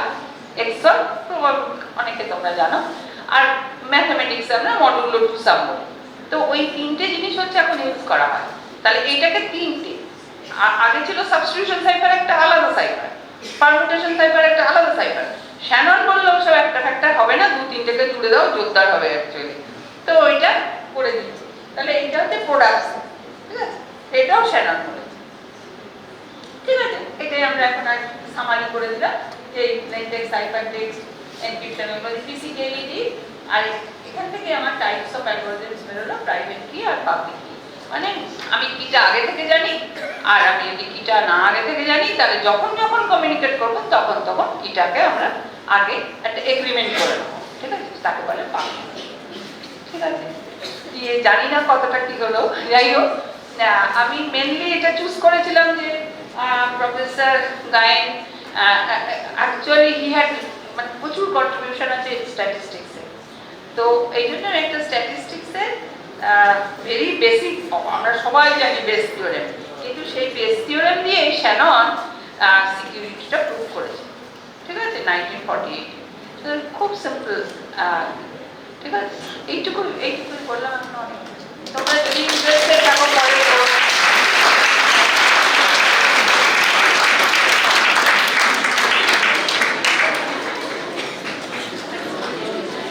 কোশ্চেন আর অনেকক্ষণ হয়ে গেছে, কোশ্চেন আর নেই। আর প্রফেসর দীপালিকা রয় চৌধুরী ম্যাডামকে অসংখ্য ধন্যবাদ ক্রিপ্টো সিস্টেমের মতো জটিল বিষয়কে এত প্রাঞ্জলভাবে আমাদের সামনে উপস্থাপনা করার জন্য। এই প্রোগ্রামটি চেয়ার করছেন প্রফেসর অজয় কুমার মিশ্র। তো আমি ওনাকে অনুরোধ করব এই প্রশ্নোত্তর পর্ব সঞ্চালনা করার জন্য।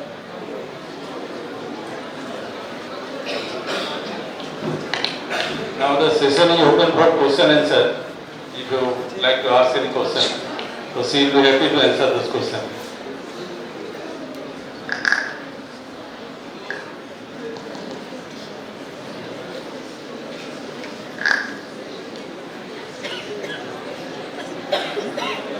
So, এত সুন্দর থাকে, তাহলে হ্যাকাররা কি করে দিনের পর দিন করে যাচ্ছে, এই যে এটিএম প্রত্যেকটা সময় আমরা দেখছি। আর এখন তো এটা আমাদের কাছে একটা ভীষণ ত্রাসের ব্যাপার।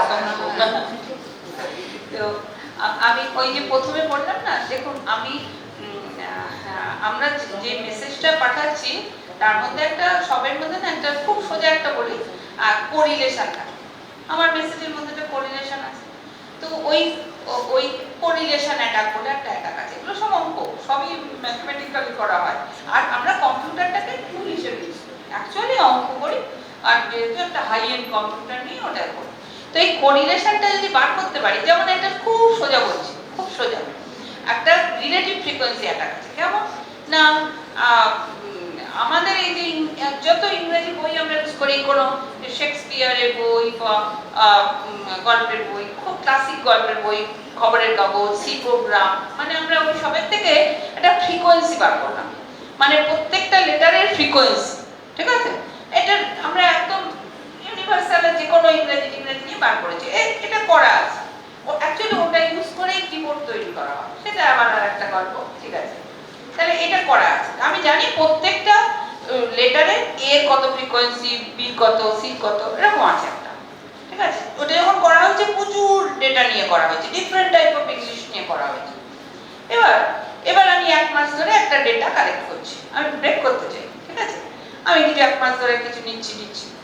এবার নিয়ে আমি কি করলাম, ওখান থেকে এবার সব লেটারগুলো ফ্রিকোয়েন্সি বার করলাম, করে দেখলাম ও এমনিতে নরমালি আমাদের ই ফ্রিকোয়েন্সিটা সবথেকে বেশি। এই যে রিসার্চটা করা আছে, যেটা প্রচুর ইংলিশ নিয়ে শুধু গুনছে যে কটা এ আছে, কটা বি আছে, কটা ই আছে, আর কিছু না। এই যে ফ্রিকোয়েন্সি বলছে মানে কি, কত এবিসি, তাতে দেখা যায় ই হচ্ছে সবথেকে বেশি। এবার আমি 1 মাস ধরে এমনি ডেটা কালেক্ট করেছি, করে তার ফ্রিকোয়েন্সি নিয়েছি, নিয়ে আমি দেখলাম পির খুব ফ্রিকোয়েন্সিটা হাই। সঙ্গে সঙ্গে আমরা কি বলবো, ও আচ্ছা ইটাকে পি দিয়ে রিপ্লেস করেছে, ঠিক আছে। ঠিক এভাবে জাস্ট সব ব্রেক করে দাও, সব ব্রেক করে দিয়েছে লোকজন, এটা রিলেটিভ ফ্রিকোয়েন্সি অ্যাটাক করে। তার মানে কি একটা কোরিলেশন আছে, যে তখন লোকজন যা করছে সব লোকে কোরিলেশন অ্যাটাক দিয়ে ভেঙে দিচ্ছে। তখন লোকে ভাবলো এই কোরিলেশন অ্যাটাকটাকে কি করে থামানো যায়, তাহলে ওইভাবে ওরকম সাবস্টিটিউশন হবে না। তাহলে প্রত্যেকটা আমি প্রত্যেকবার যদি পি কে ই দিয়ে করি, তাহলে তো একই হলো, ই ফ্রিকোয়েন্সি যা পি ফ্রিকোয়েন্সি তাই হবে। তাহলে কি বলবে, আচ্ছা একবার আমি তখনই কমন সেন্স বলবে, ও আচ্ছা একবার পি কে ই দিয়ে করবে, একবার পি কে ডি দিয়ে করবে, তাহলে আর ফ্রিকোয়েন্সি কোরিলেশন থাকবে না। কিন্তু that will be very difficult, কি ডিক্রিপ্ট করবে কি করে, তুমি ডিক্রিপ্ট কি করে করবে, আমি এক্ষুনি বলছিলাম না 1 to 1, না হলে ডিক্রিপ্ট কি করবে, যে পি পেলে পি একবার ই হতে পারে, পি একবার ডি হতে পারে, তাহলে কি করে হবে। তো তখন লোকজন ওই কোরিলেশনটাকে ভেঙে দিয়ে অন্য কিছু ইউজ করতে থাকে। তো এইটা একটা, এটা তো সব সময় হবে, এ কি করে করবে। আরেকটা হচ্ছে যেটা বলছিলাম, ওই যে ইমপ্লিমেন্টেশন অ্যাটাক, মানে সাইড চ্যানেল বলেছিলাম।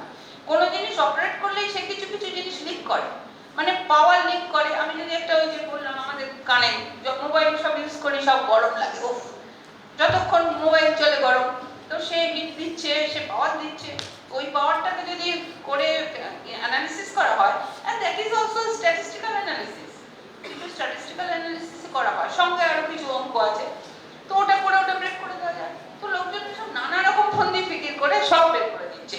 কারণ কারণ ব্যাপারটা হচ্ছে, ভেবে দেখো যে এটা তো আসলে ডিটারমিনিস্টিক, মানে আমি এর থেকে এটা পাচ্ছি, ওটা ডিটারমিনিস্টিক, কোনো ওর মধ্যে কিছু নেই। তো আমি কিছু না করে কিছু করে করে পাবো, আর আমার এত হিউজ কম্পিউটিং পাওয়ার আছে, অঙ্ক আছে, স্ট্রং ম্যাথামেটিক্স। তো যে অ্যাটাকার সেও আসলে ভালো অঙ্ক জানে, সেও ম্যাথামেটিশিয়ান, ঠিক আছে, সেও এটা করছে। আচ্ছা, আমি কিন্তু লাস্ট 20 বছর শুধু অ্যাটাকই করি, ঠিক আছে, আমার রিসার্চ Any more question? এইভাবে ভেঙে যায়। Madam, I have one question. আপনি যেটা বললেন এটা তো ক্লাসিক্যাল কম্পিউটিং এর ক্ষেত্রে, হ্যাঁ, হ্যাঁ। তো কোয়ান্টাম কম্পিউটিং অনেক সময় বলে যে মোর সিকিউরড বাই সার্ভার, অ্যাকচুয়ালি সেক্ষেত্রে কি এই অ্যালগরিদম ইউজ করা যাবে ওখানে? একদম না, এগুলো সব আমি আজকে যা বলেছি সব ক্লাসিক্যাল। Good question. অ্যাকচুয়ালি এখন তো আমরা চারদিকে শুধু কম্পিউটিং, কোয়ান্টাম করে করছি, তো একদম concept is totally different. So আমি এখানে যেগুলো বললাম যে এগুলো সব পুরো ক্লাসিক্যাল সাইফার। এবার যদি আমাদের কোয়ান্টাম কম্পিউটিং আসে, তার প্রিন্সিপাল সম্পূর্ণ অনেক, আর বরং পোস্ট কোয়ান্টাম একটা আছে, মানে যেটা এখনো কিছু করা হয়, এগুলো অনেক আর কি ওই হ্যাশ দিয়ে করি, হ্যাশ বেসড অ্যালগরিদম, ওগুলো বরং পোস্ট কোয়ান্টাম, মানে যেগুলো কোয়ান্টামও ভাঙতে পারবে না, সেরকম অ্যালগরিদম এখন আছে, সব ক্লাসিক্যাল সেরকম আছে। Thank you. মেনলি ওই যে আমি অথেন্টিকেশন বলছিলাম, ওই অথেন্টিকেশনে অ্যাকচুয়ালি পোস্ট কোয়ান্টাম ইউজ করা হয়, সেগুলো কিন্তু ভাঙবে না, কিন্তু অন্য থ্যাংক ইউ, থ্যাংক ইউ। আর স্টুডেন্টরা একটু যদি ইন্টারেস্ট লেগে থাকে পড়াশোনা করো, প্রথম দিনই হয়তো এ হবে না। হ্যাঁ, বলো জোরে বলো।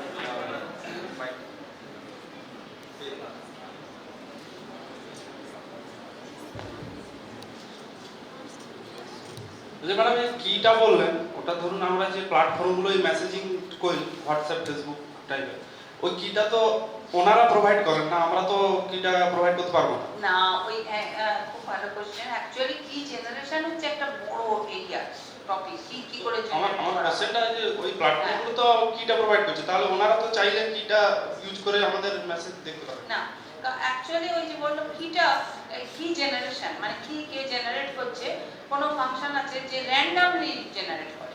তুমি এখন যে কিটা জেনারেট করলে একটা ফাংশন, তুমি জানো র্যান্ডম ফাংশন আছে, মানে যে র্যান্ডমলি এখন যেটা জেনারেট একই ইনপুট দিয়েছি, এখন যে জেনারেট করছে আর কালকে একদম অন্য জিনিস জেনারেট, তাই না? জেনারেশনে অ্যালগরিদম তো তোমরা কেউ কম্পিউটার নিশ্চয়ই ইউনিক্স ইউজ করো, অপারেটিং সিস্টেম ইউনিক্সে ওখানে র্যান ফাংশন আছে, তো র্যানকে দিয়ে দেখবে আজকে যে ইনপুট দিচ্ছ সেইটা দিয়ে আজকে যে জেনারেট করছে, আর 5 মিনিট কি 2 মিনিট পরে দেখবে অন্য কিছু ইউজ করছে।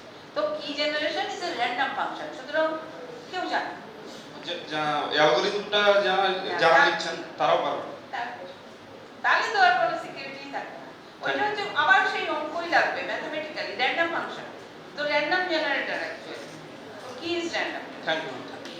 So if there is no question, then let us once again thanks to Dr. Raj Chaudhary for such a illuminating talk.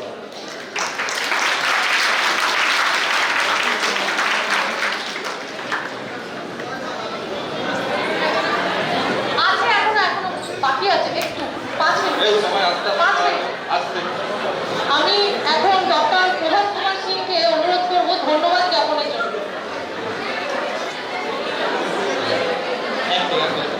আমি সর্বপ্রথম ধন্যবাদ জানাই প্রফেসর দীপানিতা রয় চৌধুরী ম্যাডামকে, তার ব্যস্ত সময়ের মধ্যে আমাদেরকে কিছু সময় দেওয়ার জন্য এবং সিকিউরিটি সিস্টেমের উপরে আমাদের সবাইকে একটু ইন্ট্রোডিউস করার জন্য। থ্যাংক ইউ ম্যাডাম, সময় দিলেন আমাদেরকে। আমি ধন্যবাদ জানাই আমাদের ভাইস চ্যান্সেলর, আমাদের এক্সট্রা স্যার, আমার তার সঙ্গে আমাদের যারা প্রফেসর মধুমঙ্গল পাল স্যার, প্রফেসর অজয় মিশ্র স্যার, আর আমাদের ডিন সাহেব প্রফেসর দেবীদাস ঘোষ স্যার এখানে প্রেজেন্ট ছিলেন, টাইম দিয়েছে। তার সঙ্গে আমাদের সমস্ত হেড অফ ডিপার্টমেন্ট যারা এসছেন, teacher, faculty, officer, non teaching staff, এবং সব থেকে বড় যে ছাত্রগুলো এসছে, যে আপনারা ধৈর্য ধরে এখানে শুনেছেন ম্যাডাম লেকচার, সবাইকে ধন্যবাদ জানাই। একটা ছোট টিফিনের